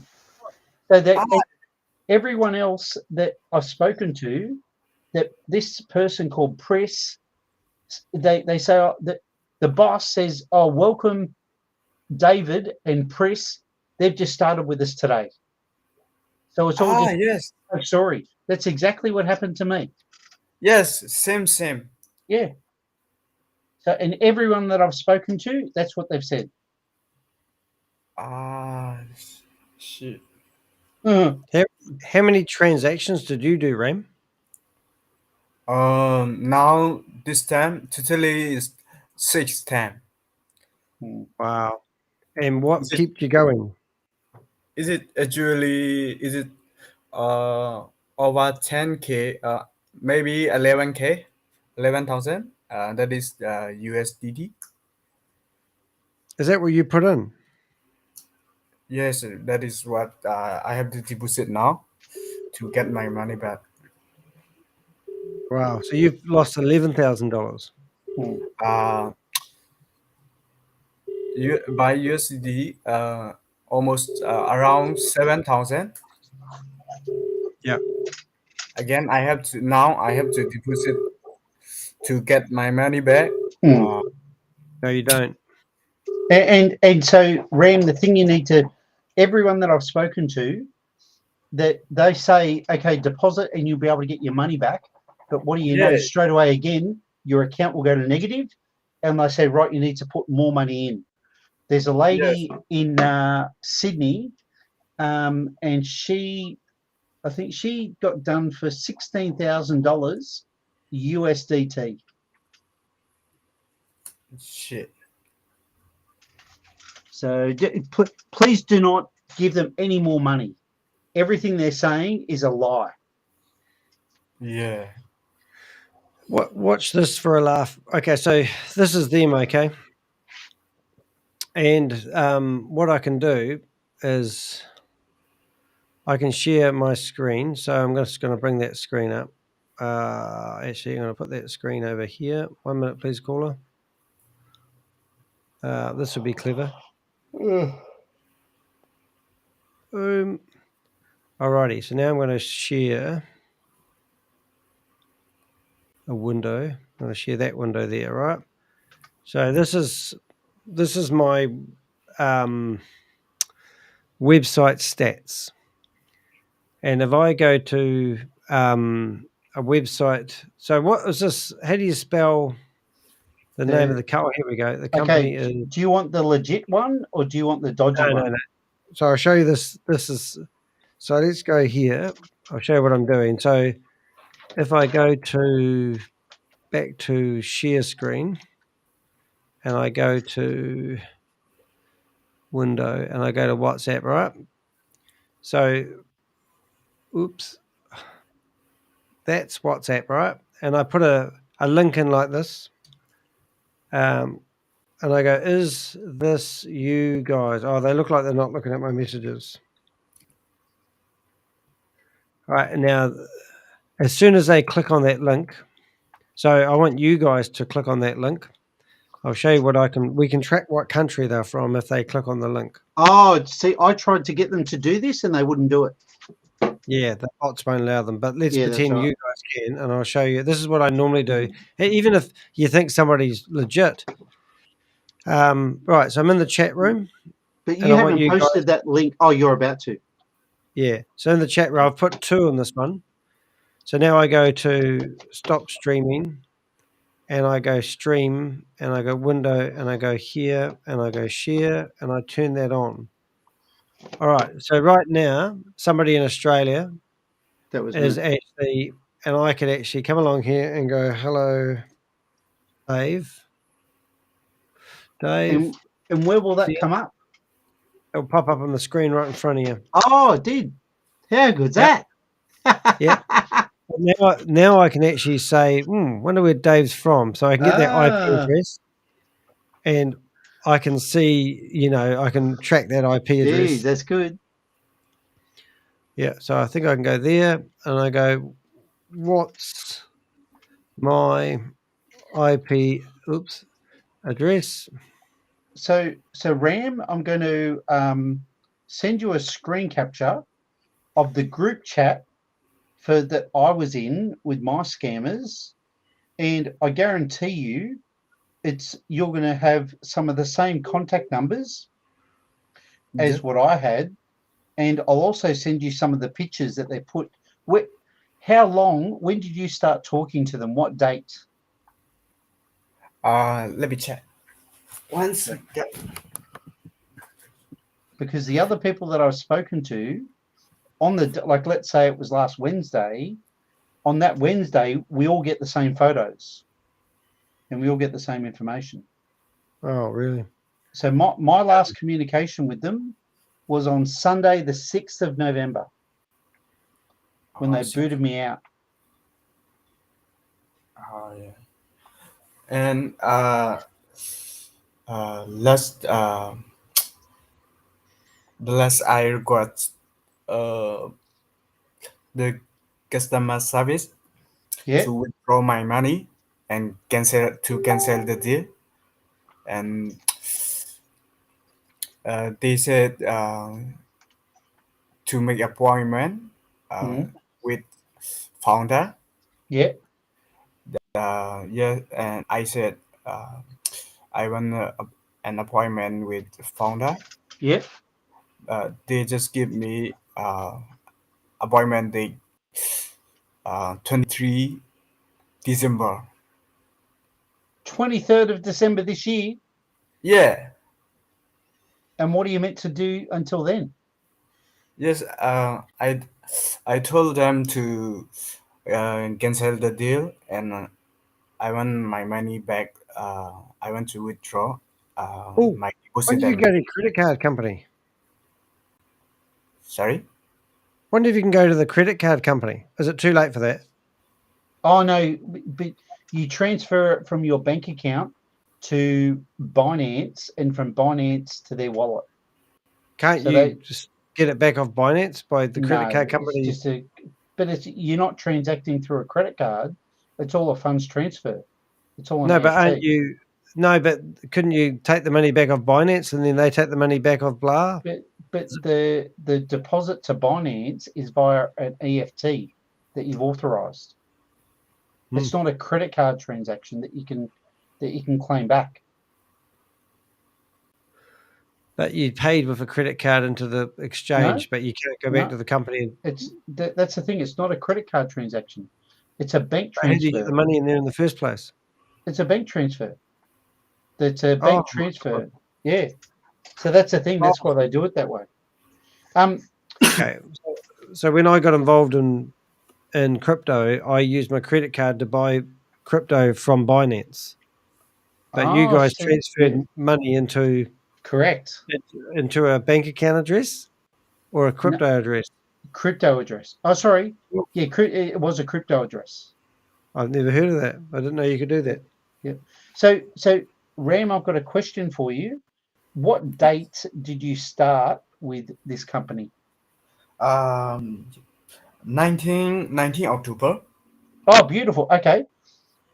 I just sent you a screen capture of my group chat, and on the 6th of November, there was a picture that they posted, which was something to do with, I just sent you the picture, and I guarantee it was about sleeping.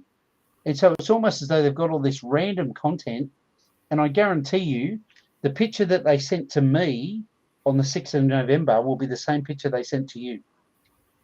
What is this on your Facebook page? I'll send you this. Give me the link in the chat room to the Facebook page, and we'll have a look. We'll go there on the screen share if you like. Right there, because I'm doing it on my phone. Wait there, I'll do it that way. Okay. I'll find it on Facebook. Just tell me what it's called in a second. I'll search it. 1 second. Okay, I'll do that. 1 second, please, caller. Send in. So, Danny, if you go into that group that I added you into under Sinden Agency. Yes, sir. We are same group. Yeah, same picture.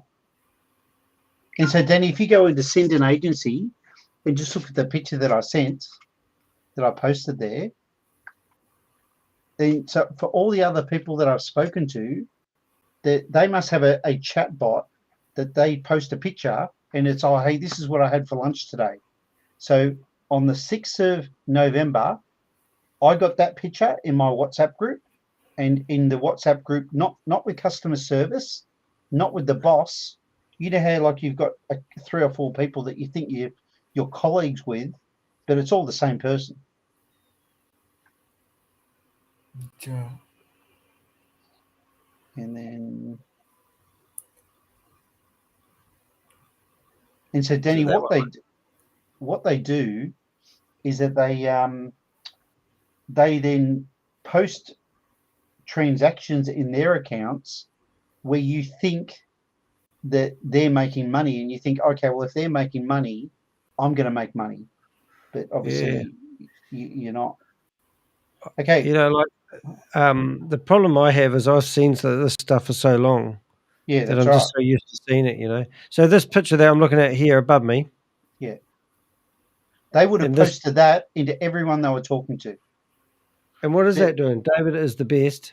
Well, that's the thing. It's a random picture, and you just think that it's people having banter with each other, talking with each other. And so at the time you think, oh, it's maybe just an in-joke that I'm not in on. So, And so, and did you go to that Instagram page? oh, that was me. I was trying to get them to click on my thing. So I was trying to do what you did with a thing called Gravify, where I was trying to get their IP address. Ah, yep. Yeah. So, I'll just have a so, look. Can you so give me one their thing, other phone number? Because it'd be interesting to see if we can get them chatting on the other phone number. yeah. 1 second. 1 second, please, caller. Hold the Is it line. easier on Messenger? Because I could message you. 1 second. It's that guy again. So I'm going to message. So just so So Ram everyone can else see. watching this, we've got 2 people listening to us at the moment. So this is a company that's posting a job opportunity, and basically it's promoting a hotel chain that isn't real. Well, it's a hotel software company that they claim that you're boosting ratings, and they're saying that when you boost these ratings, all of a sudden there are bookings that you've got to honor because they don't have the cash flow to honor the bookings, and they claim that you're going to be reimbursed for these bookings that you've had to honor. But what they then do, and you get a commission on each one of these. It's crazy that we fell for it, but we did. But they then, and you think about it, you think, well, I'm working for you. Why do I have to pay money? And they say, well, it's all about cash flow. You just do what you were told to do, what you're instructed, and what do you know? You follow their instructions because they boss you around. So I'm just sending you some numbers, Danny. And anyway, and then you build up their trust, or you build up thinking that, oh, hey, if it's working for other people in the group, it should be working for me. And what do you know? So, Danny, I'm just sending you some more WhatsApp numbers.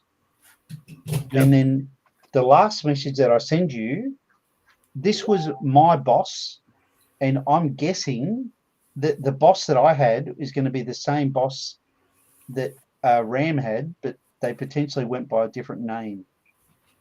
Yes, sir. We are different groups. You are on a Harry group. Yes. But I am on Yannick's group. Yes. But all the people are the same. People are same. Yeah, that's right. And you know what? They maybe do that because they then call the name by whoever their boss is. So maybe I was in Harry group and this other person was in Nancy group. And I really think that because I keep on seeing their ads on Facebook, and there are many, many, many people that are interacting with it. And I go on there and I say, hey guys, this is a scam. If you want more information, join my group. And these guys are that dumb that they don't even go and delete my comments. An hour later, they'll just go and post the ad again. So Daddy, in the chat, the bottom one that I just sent you, he's the supposed boss. Now, I did get him on the phone one day. This guy here. Yeah.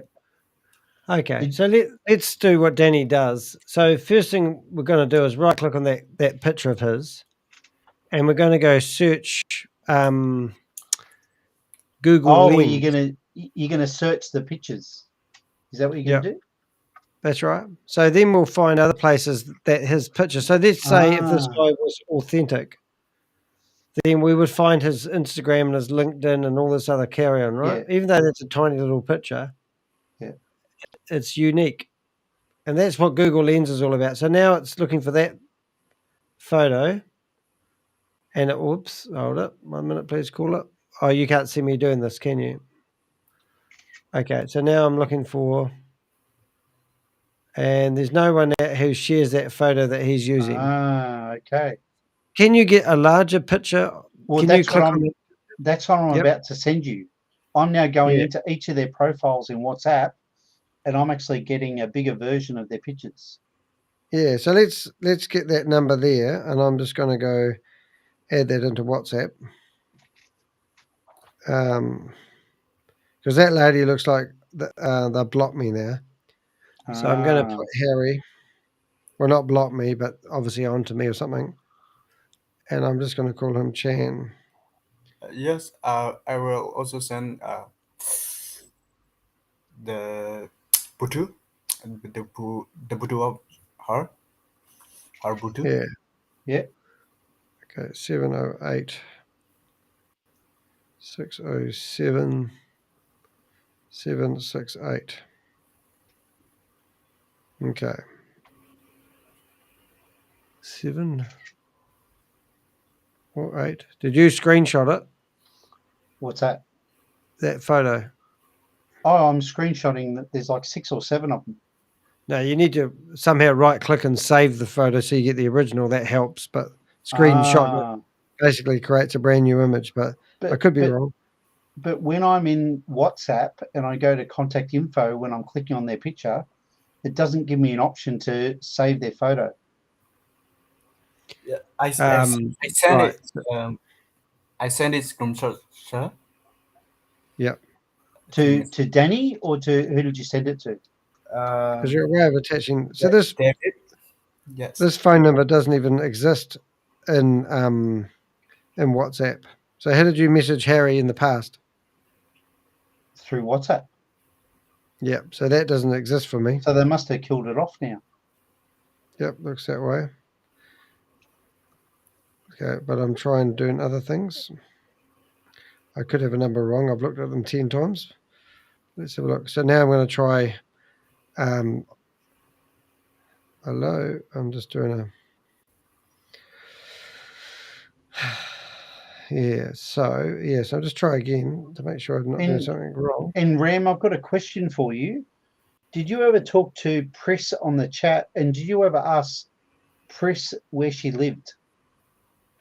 She said she from Singapore and she is here like visit visa. She come through with visit visa and she live in Perth. Perth, yeah, she told me she lived in Perth. So they use the same story. She didn't tell me about the visa because I'm Australian, but she told me about Perth. Yeah. Is that phone number on the screen under Harry? Is that one of the other numbers?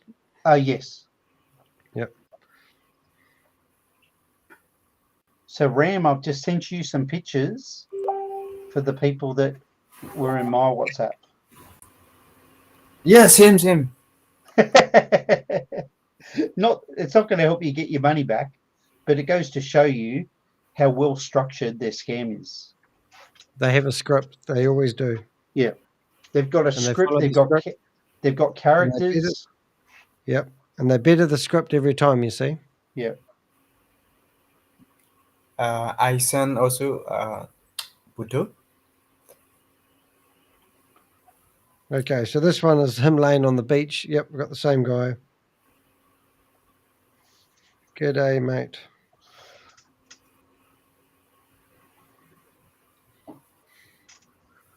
All right, so now we can go back to sharing. Now, the only one, Ram, that I didn't have was the girl with the horns. She wasn't in my chat. The girl with the devil horns, which is weird. Okay, here's the bot. The boss, yeah. No, the bot. The bot's talking. Let's see, here we go. Mate. Oh, this is admin. Maybe this is the recruiter.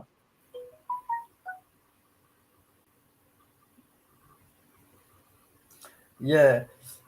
Print telling me to deposit. Oh yeah. Yeah. Jeez. Are you corresponding with somebody now? Ram? Sorry? Are you chatting with somebody now? One of the scammers. And what phone number are they using? Can I tell now? Yeah. Yeah, just type in Put the it chat in the box. chat. Yes. Yeah. Tell them to ask them if this is them, and give them that link in the chat, and then I can see it and tell you where they're from, because that will be more fun. If they do it, they probably won't, but you never know. They might be completely stupid, which is probably not very likely. So Danny Ram has sent it to me, so I'm sending it to you via Facebook Messenger. Why not put it in the chat room? Is it a picture? No, it's the phone number, the WhatsApp number. Okay. This is the person that he's talking to now. Yep. All right. We'll do that on my phone. All right. So let's have a multi-conversation with them. So now I'm going to WhatsApp. I did try to get them to click on links, even to give me an email address. Nothing. You had to follow their script. You had to do everything you were told to do. Yeah. And you know what I found, Ram, is that they then said to me, they said, if you don't do a deposit, your account will be frozen, and you then need to pay a $500 fee to reinstate your account. And so it was almost as though that like the situation just got worse and worse. Yes. The amount is double and double. Yeah, correct. It kept on going up.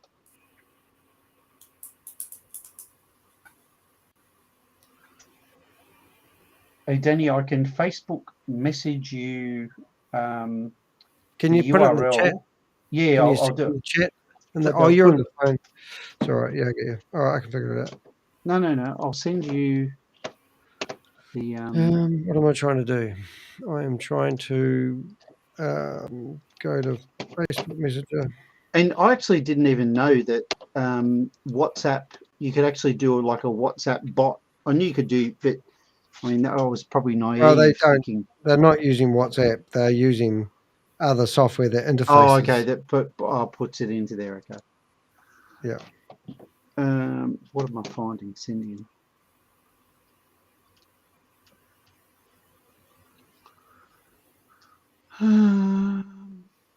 And so what I did, Ram, is that I set up that Facebook group hoping that people would go there looking for information, and I could then help them to say, well, hey, I am sorry for you, but you've been scammed. And because apart from that, I was then typing in the name of the company and researching, and I could not find anything. All right, they're reading my messages.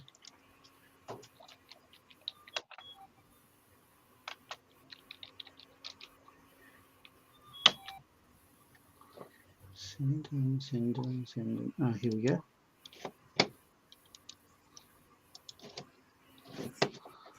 Here we go, Danny. Okay. 0431 46161. Oh, this is more exciting, isn't it?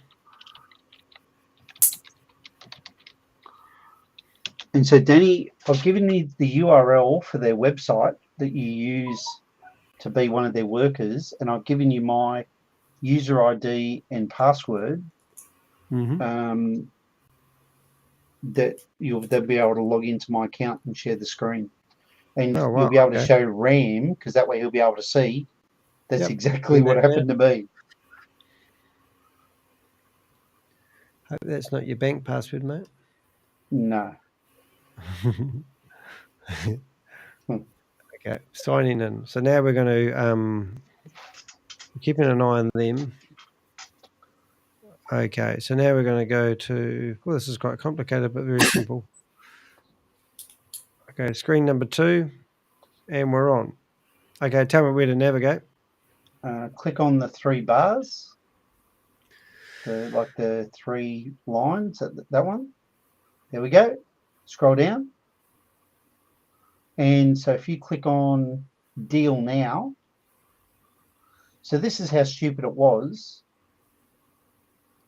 And so what the situation was, I don't know whether you can expand that, is that what they were telling you is that, so maybe just expand the window and maybe like get your zoom to come down.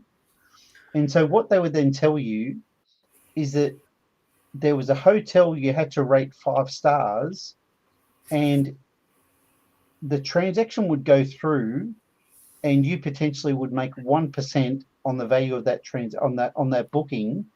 But if all of a sudden it turned into a reservation, you then got triple commission. But the problem was you then had to honour that commission, and you then had to pay those funds into your account. And so very quickly you went from having your balance like at maybe $100 to $200 USDT to then all of a sudden your account was in negative, and the only way to get it out of negative was to do a deposit. So just looking at what we got here, you've got, so you booked that. Is this the place you booked and paid for? Well, inside the app, it was all fake transactions. So you thought that you were rating a hotel 5 stars, but it was just a dummy transaction. And see how? So you've got so just scroll back up to the $700 one. And so Are these your transactions, Dave? Yeah. So I thought you lost 700, but this is more, isn't it? No, but that's what I'm saying. You only had to honour the transaction if it went through as it's so crazy, but then you then had to pay the deposit. So even though I've got like $300 and $400 transactions, none of those were actually real until I got one that triggered, and I can't explain like how they. But all of a sudden, then Dave, you now need to put money in your account. So it's just you're thinking that you're doing something which is just fake. But out of it, I then had 3 or 4 deals out of 50 deals that I did that I then had to honour, which I was supposedly going to be reimbursed for, but I wasn't. Yeah. Shocking, isn't it? And yours was the same, Ram, was it? Yeah, the same. Yeah. And when you then go back to the front screen and you go through the frequently asked questions and different things, what should have spelled out some issues to me is that they've got spelling mistakes and they've got very bad grammar. So just scroll straight right to the top, Danny, where you can see the 3 bars. I'll just take that. Oh, there we go. Press the 3 lines. I'm just looking at this agency thing. This isn't a normal domain at the top anyway. No, that's right. And just scroll down and go for FAQ. And so when I then ran this through Grammarly, it picked up I can't remember what it picked up, but there are spelling mistakes and different things in there. Now, also see where the operational hours, 10 till 10, I then theorised. And so this then explains the scam, Danny. So maybe take this text and put it in your reader and see if it makes sense to you. Now, their hours of operation, I'm pretty sure from Australia that they're in Thailand, Singapore, Philippines or something. Platform operating hour, 10 o'clock 2200 hours. Users can book during the platform operating time. Now, just scroll back up to see how it explains what it is.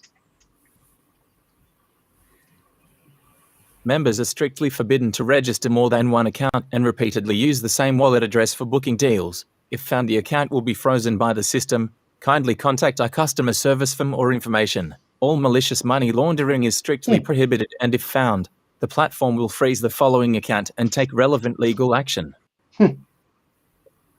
Yes, they're going to take us to court, a scammer. Yeah. I haven't looked at that link anyway. No, it's a So bot. let's have a ring.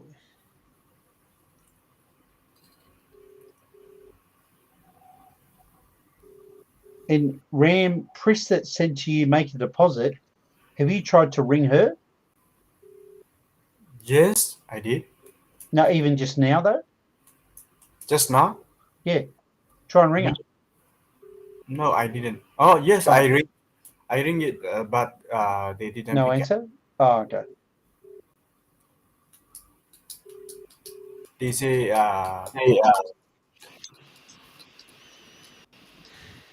Tell me what they said. What did they say to you? they say they are not picking up any phone call. Oh, okay.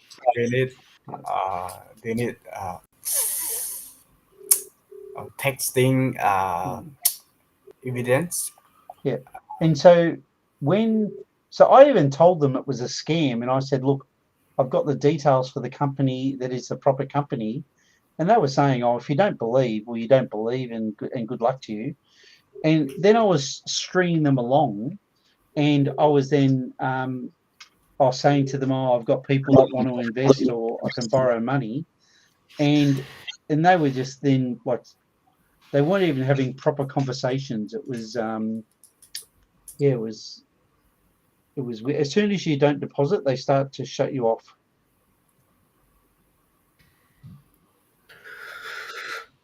Let's have them read some paper, eh?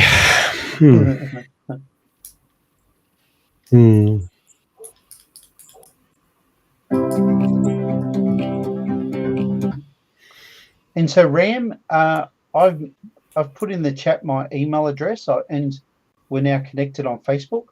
I've also sent your details to Danny, and but I'm happy to help you with your university, because you would potentially have someone that is what they call student services or a student union, and I can potentially help us fill out a claim form.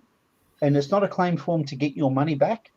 It's a claim form to actually apply for hardship. Do you understand what the word hardship means? No, sir. Okay. In your translator, I've just put the word into the chat bot, and just translate that word and see what that word means. Yes. Let's see.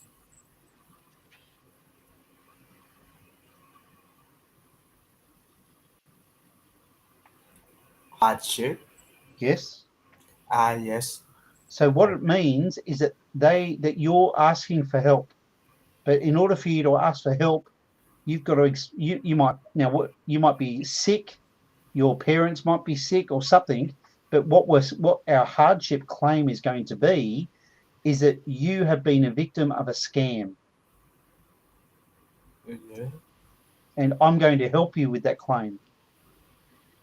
And you won't get the money back, but they may give you extended time to pay your university fees, or they may help you in some way.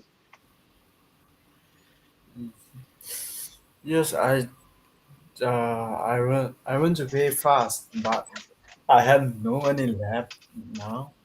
Then I don't know what to do. Well, all you can do is never pay Cindian any more money. You can't lose any more money than you already have lost. Yeah. Whatever you do not deposit any more money to these clowns. Yes. Sure. Yeah. And sorry for your loss, mate. It must be terrible. Danny and I will never ask you for money. There's something Well, I wrong. will. No way. There's something wrong if people ask you for money. Your family can ask you for money, your friends, but strangers asking you for money, it's there's something wrong. Do you understand that, Ram? Yes, I understand. Yeah.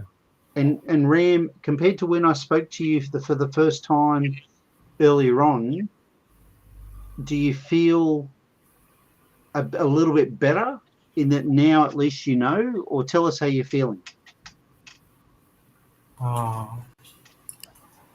just very disappointing, and I just want my money back. So I have no idea right now.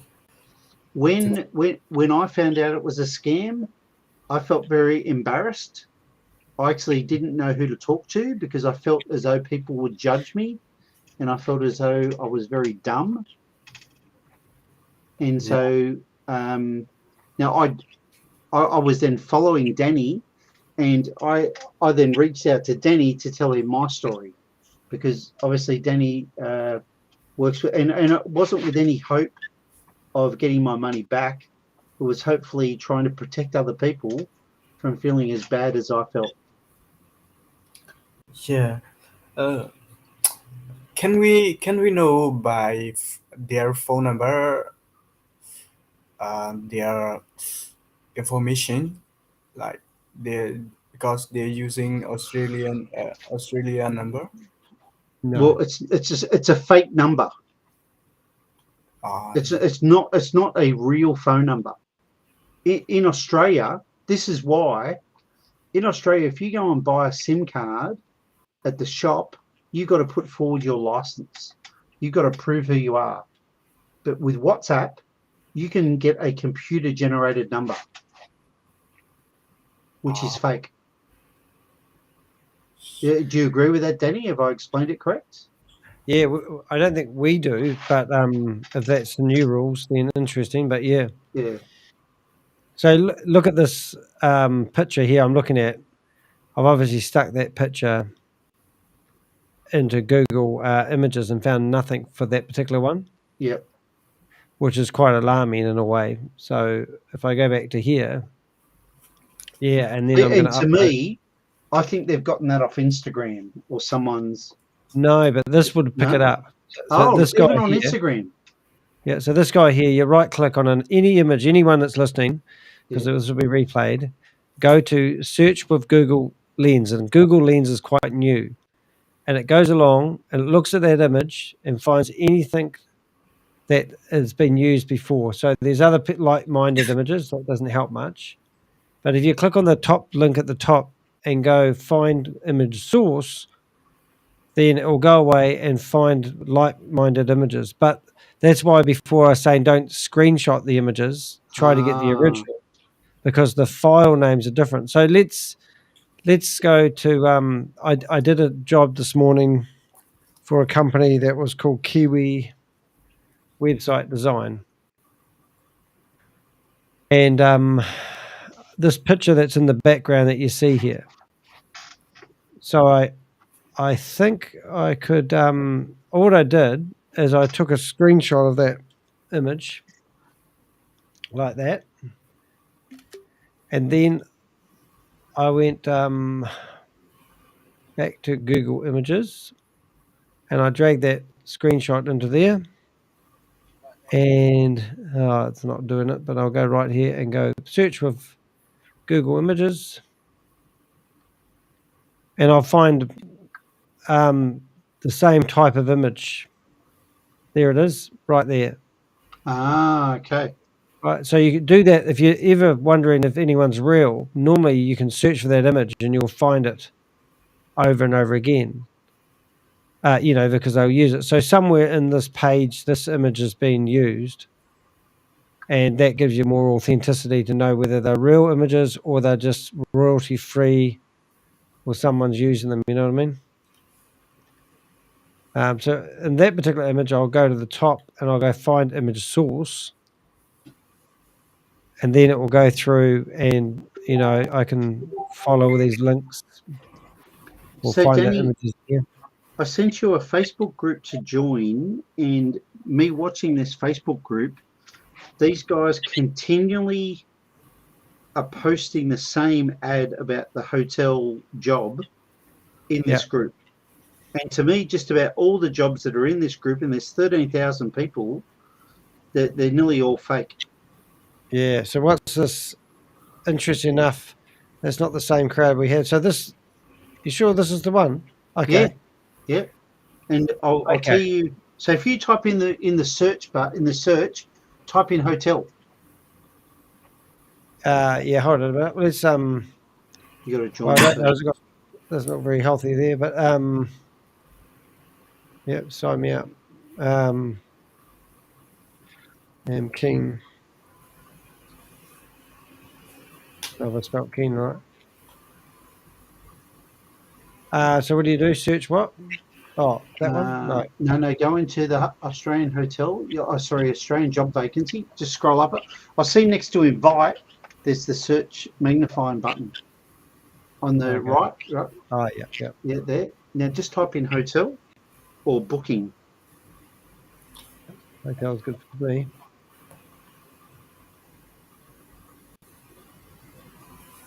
Okay. So this one here. Does it say booking assistant? Oh, there you go, hotel assistant. That's the job. And so you can see there. Well, they're just a bot. They're just a scam account. Yeah, but this one here. Yeah. once again, right click, Google Lens, find out who this girl is. If she's real, you'll find that photo on. Normally, you just this photo will be somewhere on the internet, but they've obviously used photos that. So there she is here. Okay, it's the same girl. Okay, yeah, that's her. All right, so that's good. And Pinterest, I'm guessing that she might be in there, but let's go to the obvious one. So here you go. You know what? I've literally got a girl in Brisbane, Susanna Gonzalez, that's just connected with me now. And I think I've just got another person that's been scammed. Yeah. So this girl here, there she is. Ah, yes. Same girl, different shots. And are they stock photos or are they Instagram photos? I'm guessing they're actually real people. But you can okay. see here that the photo's been used over and over again. Ah. You know, and it's probably a real, well, it will be a real person. But obviously somebody's just grabbed somebody off there and decided to use her. And so, Danny, if you then like click that you're interested in one of those ads, you'll then see that they go from talking to you in Messenger to then say they'll ask you for your name, your age, and whether you're what country you're in. Yeah. And then they will then say, right, what's your WhatsApp ID? And they'll then talk to you on WhatsApp. Yeah. I know. Anytime they say WhatsApp, I just straight away know it's a scam. But you know what's stupid? Is it like you can look to see how I've spammed all their ads, but they don't go and close the ads or like delete my comment or ban me. And so it goes to show you how many other ads there must be. But this is a roller coaster, and this is what we all forget. That this is just an unstoppable roller coaster, and the only thing we can do is, I think why I gave away my credit card 6 weeks ago by paying my registration, and then the other day I got a link I clicked on, and it told me to log into my Facebook. And I thought, and I wasn't thinking because I'm tired, and I logged into my Facebook, and I thought, oh, for God. So then I went and changed my password. I was all right, but in the meantime, you know, I'm so grateful I don't use simple simple passwords. So you know, this is Pixie, great pictures, and you go through here and you'll find your backdrop picture of Australia. And so, Ram, tell me what you're going to do tomorrow. Tomorrow? Yeah. I don't know what to do. I need money. Well, you need money, but also you need to talk. When are you due to go back to college or university? Yes. Now it's my school is already finished last month. Oh, okay. Is it okay? And when do you go back? I go back maybe New Year. Oh, okay. And when is your next? And so, Danny, in Australia, the university typically won't go back until February or March. And No, I'm done. I'm done for one school, my college. Yeah. I have to apply for a new school. Oh, really? Yep. Well, you're stuffed because you won't be able to apply for a new school with no money. Yeah, that's why. Yeah. I have to apply a new school. But they won't let you apply because you'll be zero. Yeah. You're not helping, Dave. Oh, no, I'm just being honest.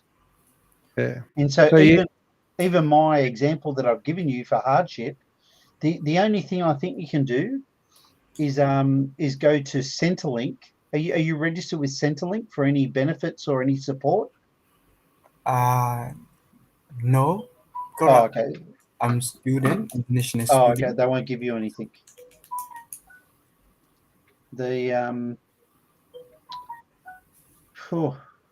And your college or your university that you're with, do they have any social workers or do they have any counsellors that can help you with problems?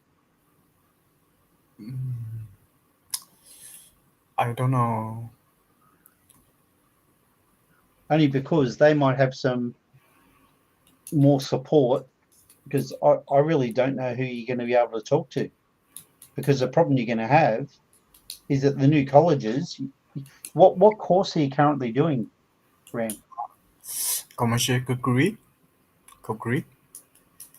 Sorry, commercial or commerce? Commercial cookery. Cookery. Cookery. Oh, cookery. Sorry, cookery. And but okay, let me give. With your visa, are you allowed to go and work in the country? Yes. Now Okay. Why don't you go and pick fruit? Because people picking fruit, they're screaming for people and they pay you good money.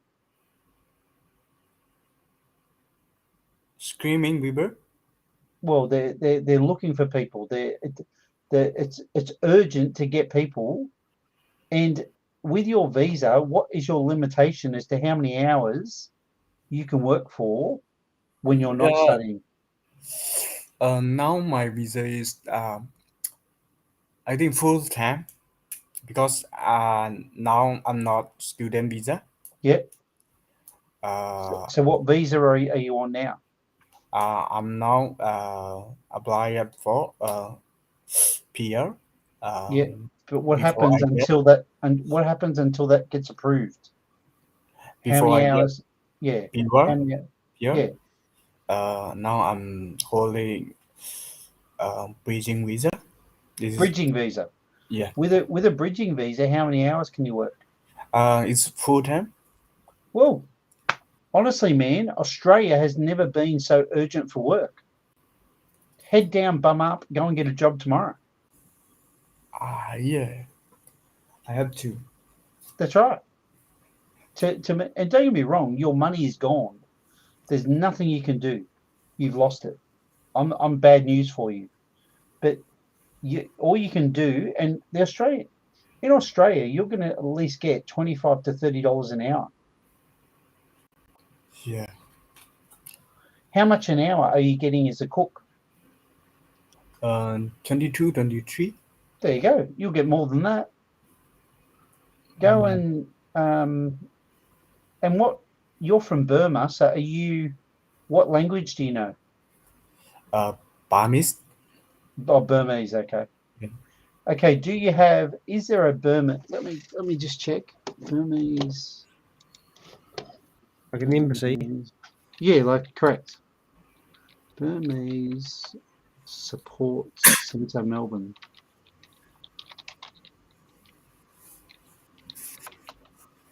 Oh, here we go.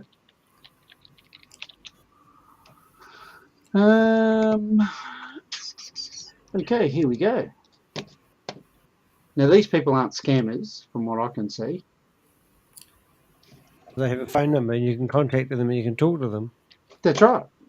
Is it really that simple? Well, I'll just show you. All I did, I typed in. So, Danny, if you bring that, so Ram, click on that link that I gave you, and Danny, if you bring that up on your website, yep. I've just put it in the chat. There's a thing called the Burmese, supporting the Burmese community, and they're in Australia, they're in Melbourne, they're in your town. So I would ring their phone number tomorrow, and I would explain to them the position that you're in, and I would be very, very surprised if they can't refer you to some people that will be able to help you or give you some guidance. The Burmese, do they have apes in Burmese? Is that where they have the apes? Don't think so. Okay. Different side story, sorry. Are you thinking orangutans? No, I think so, yeah. I'm just having a look at Burmese where it is. I don't think so. Isn't Burma where they did the Burma death marches? And it's over near Thailand somewhere? Burmese cat. How cool is that? So where's that? Oh, no. And I don't mind. I've given you my number, Ram, and I don't mind you giving them my phone number, and you say to them, "Hey, look, you want to?" Because for all they know, they'll say, "Oh, you gambled all your money away." We know that Ram is a bad blackjack player. We know that he can't play poker. Whereas I'll be able to verify that. Oh no, he was scammed just like I was. Where is it? Little Burma near Burmese? No. I can't even find it. Not very good at this game, am I? Oh, I think it's over near Thailand somewhere. Near Thailand, yes. There you go. Oh, There you go. I think it's up there somewhere. And you know why? Because when I went to Thailand, there were people that would come over to Phuket on a boat to sell fireworks and to sell things on a beach, but they would get on a boat from Burma like during the day and then come to Thailand to come to Phuket at night time. And Ram, have you heard of a thing? I saw a documentary on it once before called the Burma Death Marches. No. Okay, went there. Burma. Well, Oh, sorry. Sorry, Bangladesh, the Burma Death Railway. And so what happened when they had World War II, they captured Australian prisoners of war, and they had them build a railway line for Burma. And so the Australian people were like they actually did all these prisoners of war. They did a lot of work in Burma, helping them build their railroads. Is this when you were in Burma, Danny? Oh, Bangladesh. Next door. Oh, okay. Was this like Burma? Is it the same sort of? No. Right. What city did you live in, Ram? Me? Yeah. What you just typed in the chat? What's that? Myanmar. Was that your hometown? Name it. Also called Myanmar. Yes. Oh, Myanmar. Okay. Yeah, right next to.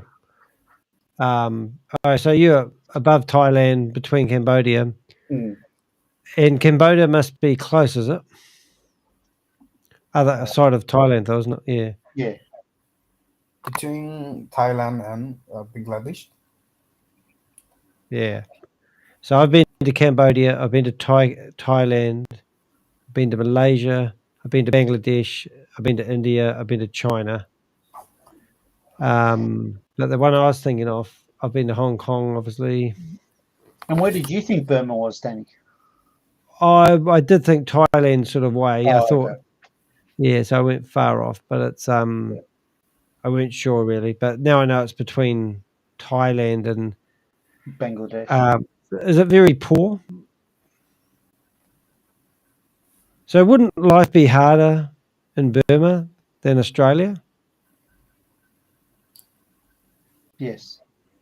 Yeah. So, like the fact that you're in Australia. Yeah, you should be able to earn more money, Ram. So my opinion is, so I've got a background in recruitment, in sales and marketing, and everyone that would employ, like to me, you're a cook. A cook can go and pick fruit off trees, and just about any job even you can go and clean buildings, and you'll get $25 to $30 an hour. Australian currency. Yes. And to me, I would park the education for a while. Is that what you think? Yeah, that's right. Because with his visa, he's actually allowed to work unlimited hours. Whereas when he's studying, if he goes back on a student visa before he gets permanent resident, he's only allowed to work 20 hours a week. But when he's on the bridging visa, it's unlimited. All right, you know your stuff. Oh, well, guys, I've got to go to bed. Take care. So you guys have got each other's details. Yep. I will give you an update on and Ram, next Monday, I'm going to welcome you to this meeting to check in with Danny, Rob, and I. Yeah, same link as last week. If you get lost, and if Ram is too busy working, earning money, trying to recover, I'm at least going to give an update. Yeah. Yeah. And so Ram, is it okay if I call you in the morning? I'm okay. Yes. Yeah. Tomorrow. Yes, tomorrow morning. I've got some work stuff that I need to do, but if I give you a call around 10:30, Yeah. And okay. uh, I want to know what option I have to prepare. What I don't understand what you're saying. Option Yes. I mean, about what? What about today? to the Burmese people or to who? No. The You said scammers? no. You said you will call me tomorrow. Mm. Yes. I mean, what about to discuss? Oh, I'm going to offer you some support. I'm going to suggest to you to ring the Burmese people, the Burmese support people in Melbourne, and I'm going to offer you some accountability coaching to push you to go and get another job. Yes, I got it. Yeah. So don't get me wrong. You're going to say to me, Dave, I need money, and I'm going to say, Give you the all right. right. Well, my suggestion is apply to this person, this person, this person, and you'll get a job. Yeah, yes. Got it. Denny, do you think that I'm very good with following people up? You're bloody annoying. I will talk, Ram. I will talk to you at 10:30 tomorrow morning. Yes, sir. Yes. And See this and chat room? This yeah. annoys me. But look, if I went hello, look how long before they take to read my message. Boom. Isn't it? Oh, it's instant, isn't it? Yeah. But that's because they must have it set up on a screen somewhere. Oh, it's a bot. Yeah. Yeah. So then you go here and you go attach. Whoops. You go attach. And then you go contact. Where's the picture? Oh no, picture. Oh, you can send them their picture or something, can you? Yeah.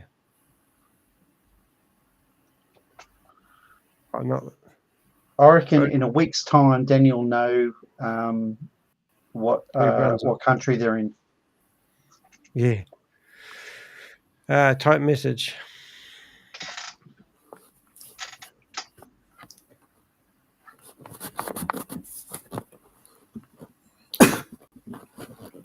I just wrote back and said, "This is my sister." Oh dear. All right, so I'm going to... David, Mark here, man. Just wanted to connect. We've been friends on Facebook for a while. I see you're a fellow Aussie. That's good to see. Yeah. I like to connect with people when I'm friends with them. So hope your week's going well and have a great day. No. I did a Grant Cardone course, and since I've done this Grant Cardone course, I get all these dropship people. I've literally been, I would get 10 to 15 new friend requests a day on Facebook, and it's one of the, I've never been spammed like I have since this Grant Cardone thing. Hey, they just they're messaging me in real time. Oh, beautiful. Yeah, so now what I'm going to do is this Grant Cardone thing. I'm going to put this in here. Hey, they just they're messaging me in real time. Oops. Oh, beautiful. Oh, yeah. So now what I'm going to do is this Grant Cardone thing. I'm going to put. Okay, you mofo's. If you're looking at that, give this guy's money back. We know where you live. Yeah, we know you're in Thailand. Yeah. Sawadee car, popcorn car. Popcorn car. What's some more Thai? Apart from pad Thai, pad CU, massaman beef. I haven't had dinner yet because I've got a wedding. Can you say mother? What there? I'll tell you. Thailand is one of my favourite places, favourite parts of the world. Been there 5 times? No. Are you on? Yeah, I don't know. What do you say to these people?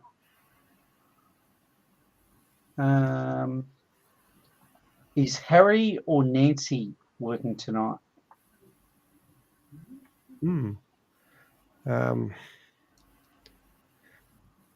is Harry or Nancy working tonight? Yes.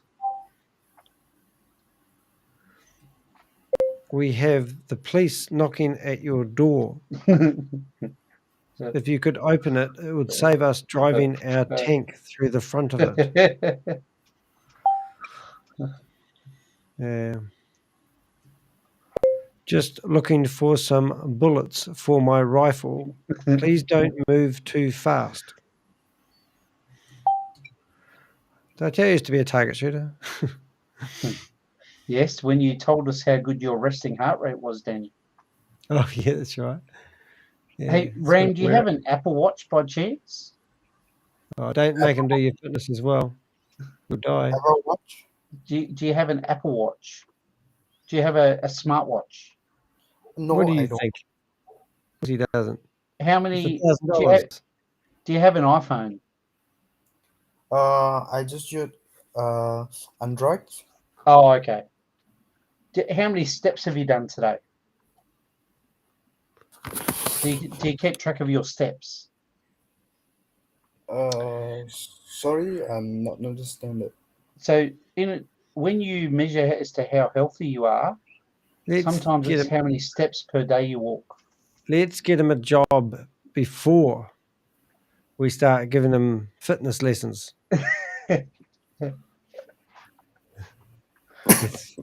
Okay, Dave. What do you think? What do you think your resting heart rate is, Ram? I don't know. Have you heard the term resting heart rate? When you sleep at night. No. Well, you can sit in a chair, and it's how hard is your heart working, and it can gauge as to how healthy you are. It's like if there's a bomb going to go off.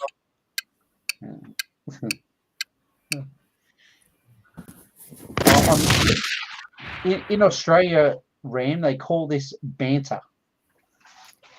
B-A-N-T. I'll find the word. Banter.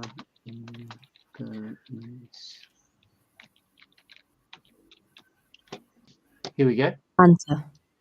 Banter. Banter. Banter. And The playful and friendly exchange of teasing remarks. Banter. In the chat, I Exchange typed remarks it in a Burmese. good-humoured teasing way. Banter. banter. Yeah. Banter refers to a form of jesting or to the act of exchanging joking repartee. Although the word once meant ridicule, and though it has a... So what it means is that I'm talking with you, I'm telling you something, but it's a joke. I'm trying to be funny, but I'm the only one laughing. Banter is a form of playful conversation or teasing. Yeah. When done well, it can be a lot of fun. It's important to be clear on what banter is not. There you go. That's how we roll. All right, Danny's got to go to bed. Yeah, I do. And I'm going to say, if you've been listening to our live stream on YouTube, Facebook, Twitch, Instagram, and LinkedIn, and one other one I can't remember. Oh, Twitter. We thank you. And we please tell us you haven't been watching the last 3 hours of this. But every Monday night, 9:30 in Australia. 7:30 Australia. Hey, my thing. 7:30 Australia, 9:30 New Zealand. Go to theheck.com. And if you don't know where theheck.com is, you just go to theheck.com. It looks like that. Boom. And you can find links to everything that we've been doing tonight. Lots of fun. So look forward to seeing you next week if you want to tune in. And everyone's welcome to come in and have a yarn and post questions. And that's the end of the live stream. Have a good night, everyone. Everyone, say goodbye. Say goodbye, Ram. Excuse me. Say goodbye. Goodbye, Ram. Good night. Is it last live stream? Yes. Yeah. Yep. You're famous. Where can I? How can I help you? Hold it. We're still here. How can I help you? I'll send you the link Yeah. Ram. See Tehek? See in the window? Tehek.com. That's where you want to go. Oh, I'll send it to you. Yeah. Hey, Danny, can you click on the Facebook thing that I sent you? Yeah, I'm just going to do that to Where these you're people. talking? Yeah. Where am I going? Oh, yep, Facebook. Does that come up? It doesn't, does it? So I have to reshare that. All right, I'll go over here. Ram. Oh, here. Hold up, we're getting there. It's complicated my life at the moment, so we'll get there in a second. That one. So Ram, I sent you the link that you'll be able to see some of Danny's.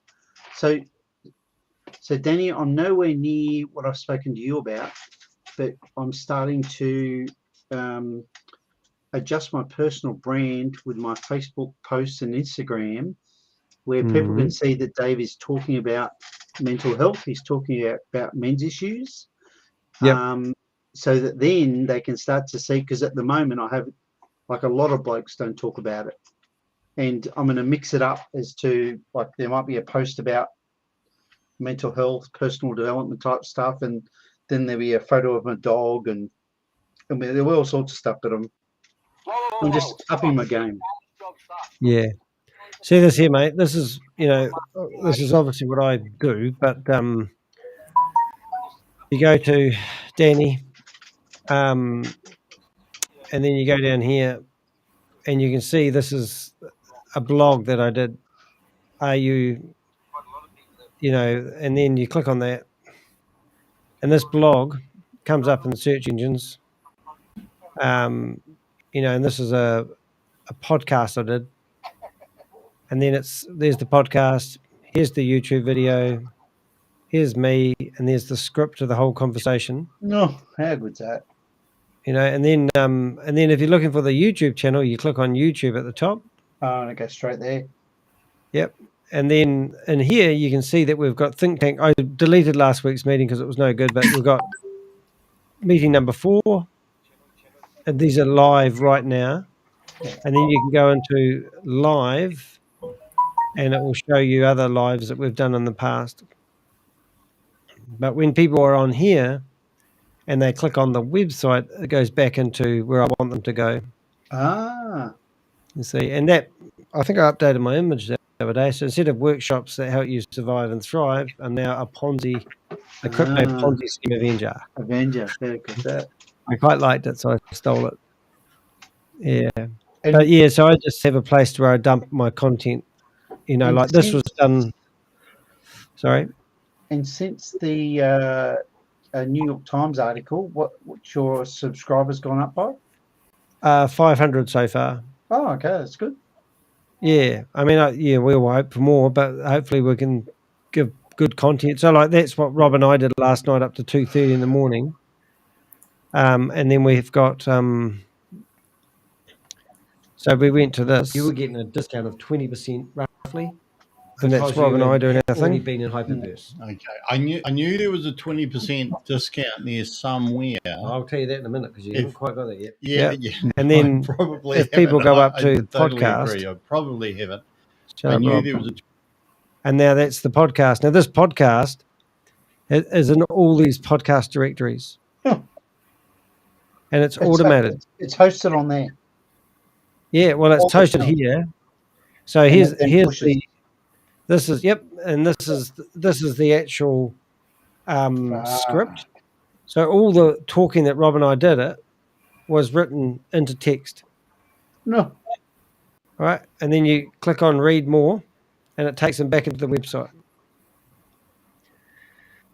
And it gets even crazier. So if people like listening to stuff on iTunes, they come here and they listen to it on iTunes. So now I'm going off to Apple, and this is my podcast on Apple iTunes.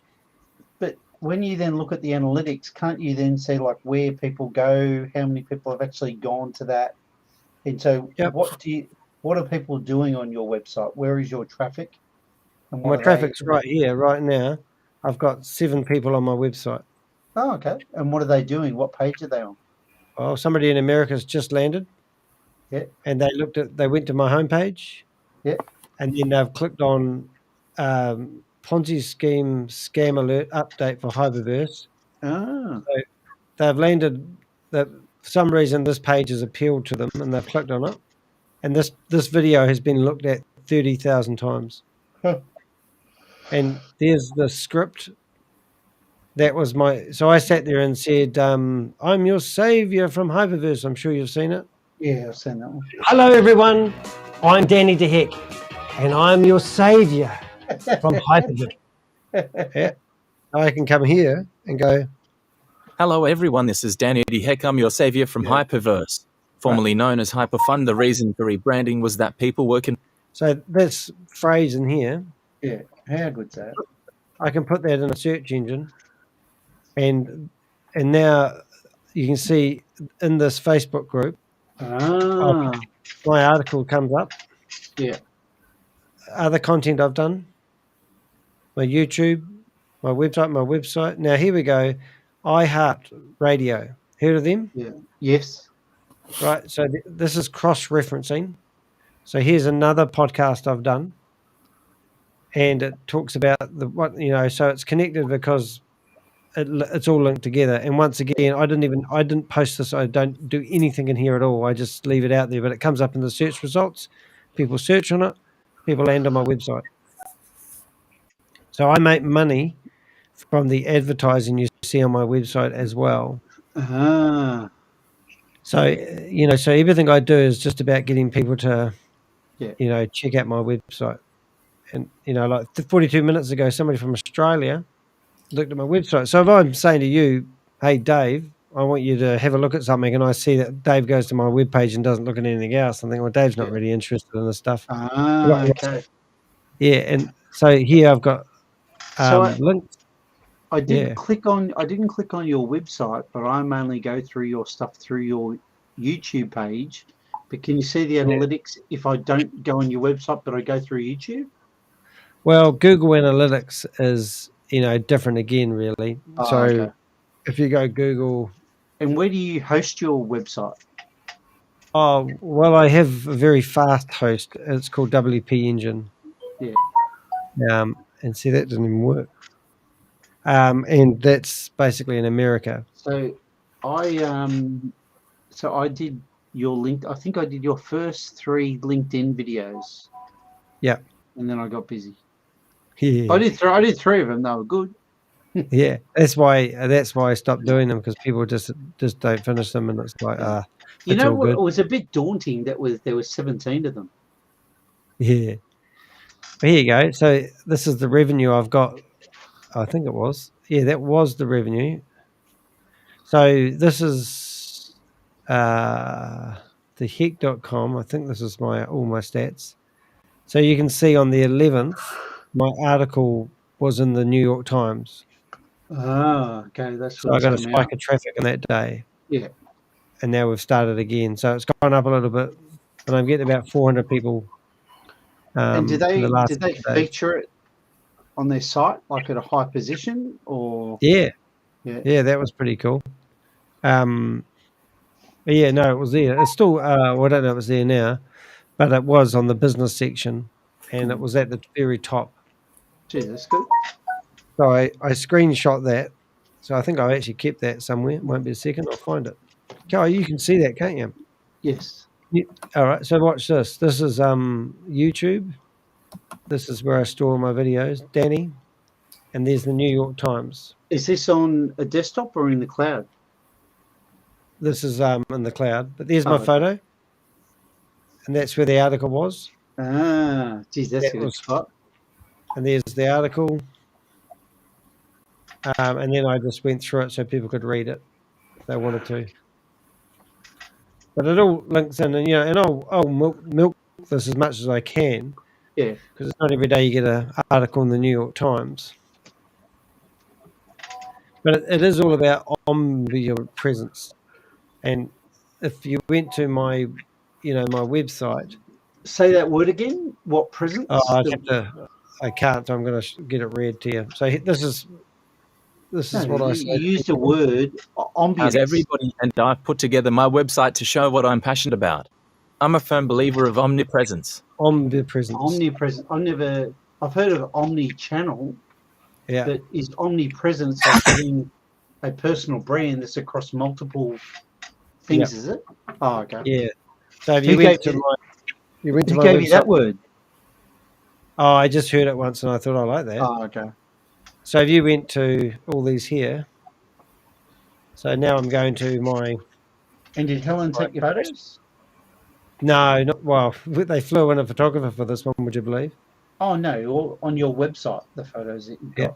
So see this here. This is my Facebook page. Yeah. This is us right now. Ah, there you go. So in 3 hours we've been doing live streaming. Yeah. All our chat sessions are on my Facebook page. Ah. So then you go along and you go, right, I'm now going to go to my Instagram. Ah. So here's my articles. There's my dinner.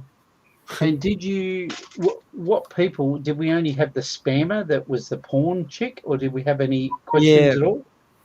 But that's why I don't do lives. So and that's why I have a variety of information on my website. Lives are so hard to get going. Yeah. And if you're Gary Vaynerchuk, you can have 20,000 people light up when you, you know, and I won't. But these platforms, so this is Twitter. So I have 3,000 followers. And right now on Twitter, we're broadcasting live. You know, here's Rob's stuff last night. And all I'm doing is, if people have heard of Danny the Heck, they search for me. And then the page that comes up is, you know, my Google stuff over to the right-hand side, my website, my portfolio, my LinkedIn profile, my Instagram, my Facebook. Yeah, good that. You know, and articles that go back years. Helen, my partner's website, and my services that I offer people. You know, there's 20 years worth of shit in here. Now, have you then built your version of this for Helen on her personal brand? Yeah, so Helen's called Helen.co.nz. Oh, really? Okay. All right, so I'm Danny, she's Helen, and that's the New Zealand name. Yeah. And then she's a photographer and she does workshops. Oh, geez, that looks good. Yeah, and there she is. And then favorite camera, I've done some videos for her. Yeah. You know, and she's doing personal branding, commercial photography. So people can hire her to do their headshots. Yeah. So we're going, you know, I'm teaching her how to do videos of it. Yeah. You know, when we travel, we take these photos. You know, and that's sort of what it's all about, really. You know, and then it's, you know, goes on and on. I'm up at 6 o'clock. Oh no, 5:30 to do some more steps. Good on you, mate. Really inspirational. Really is cool. I have done today. What did I do today? Today I only did 11,753. But yesterday I did 15,000. How many did you do, Danny? I didn't do enough. I think I did 6.5, I'm guessing. Oh, really? What did you do yesterday? I think I got my 11 yesterday. Oh, okay. And are you getting the data from your watch or you're getting it from your phone? Well, I don't know. Where do you look? Is it Garmin Connect? Oh, so you're getting it through your watch then? All right. So I've done... You've got a smartwatch, haven't you? Yeah. Yeah. No, I've done... By the time I get to bed, I would have done 5,000 today. Oh, okay. Yeah, that's low. What was it? Yeah, that's yesterday. So if I go into resting heart rate? I haven't looked at that yet, but I'm just trying to see. Sharing, browse. Is it activity, is it? Yeah, see, this doesn't keep up with it because it's telling me I've only done 3,600. My resting heart rate last week, yesterday my resting heart rate was 67. But maybe it takes it at a weird time. And then today my resting heart rate was 59. And that's the best it's been for a while. It was 57 a week ago. Yeah, see, mine's last 7 days, 55. Oh, last 4 really? weeks, Fuck, that's good. 54. Oh, mine The went- last year, though, mate, 53. So I'm getting unhealthier. So you know what's weird? It was 50. I had 56 on the day before my son's birthday, and then it went up to 66 on my son's birthday a Wow. couple of weeks ago. And then went there, and then I saw him on Sunday, and it went up to 67. So what is? Even though I say I don't get anxious. What does that Yeah. fucking tell you? All right, I like take care. the 47 one. 47 is one of mine. 47. When was Yeah, that? I've had 42, but that was, Ah. I must have been training for a marathon or something. Jeez. Business of the year. All right, guys. You're All right, good luck with resting- everything, guys. And we'll Your do that resting music. heart rate icon. Goodbye. It's time to say goodnight to all our friends and family. MIC. See you real soon. KY. Why? Because no one else will say goodbye to us. Oh dear. Here we go. Hey, you got to give up smoking, Dave. He's gone. We're gone. See you, mate. Thanks for your chat. Thanks for telling us your story. I really appreciate it. Hope we can help later on. All right.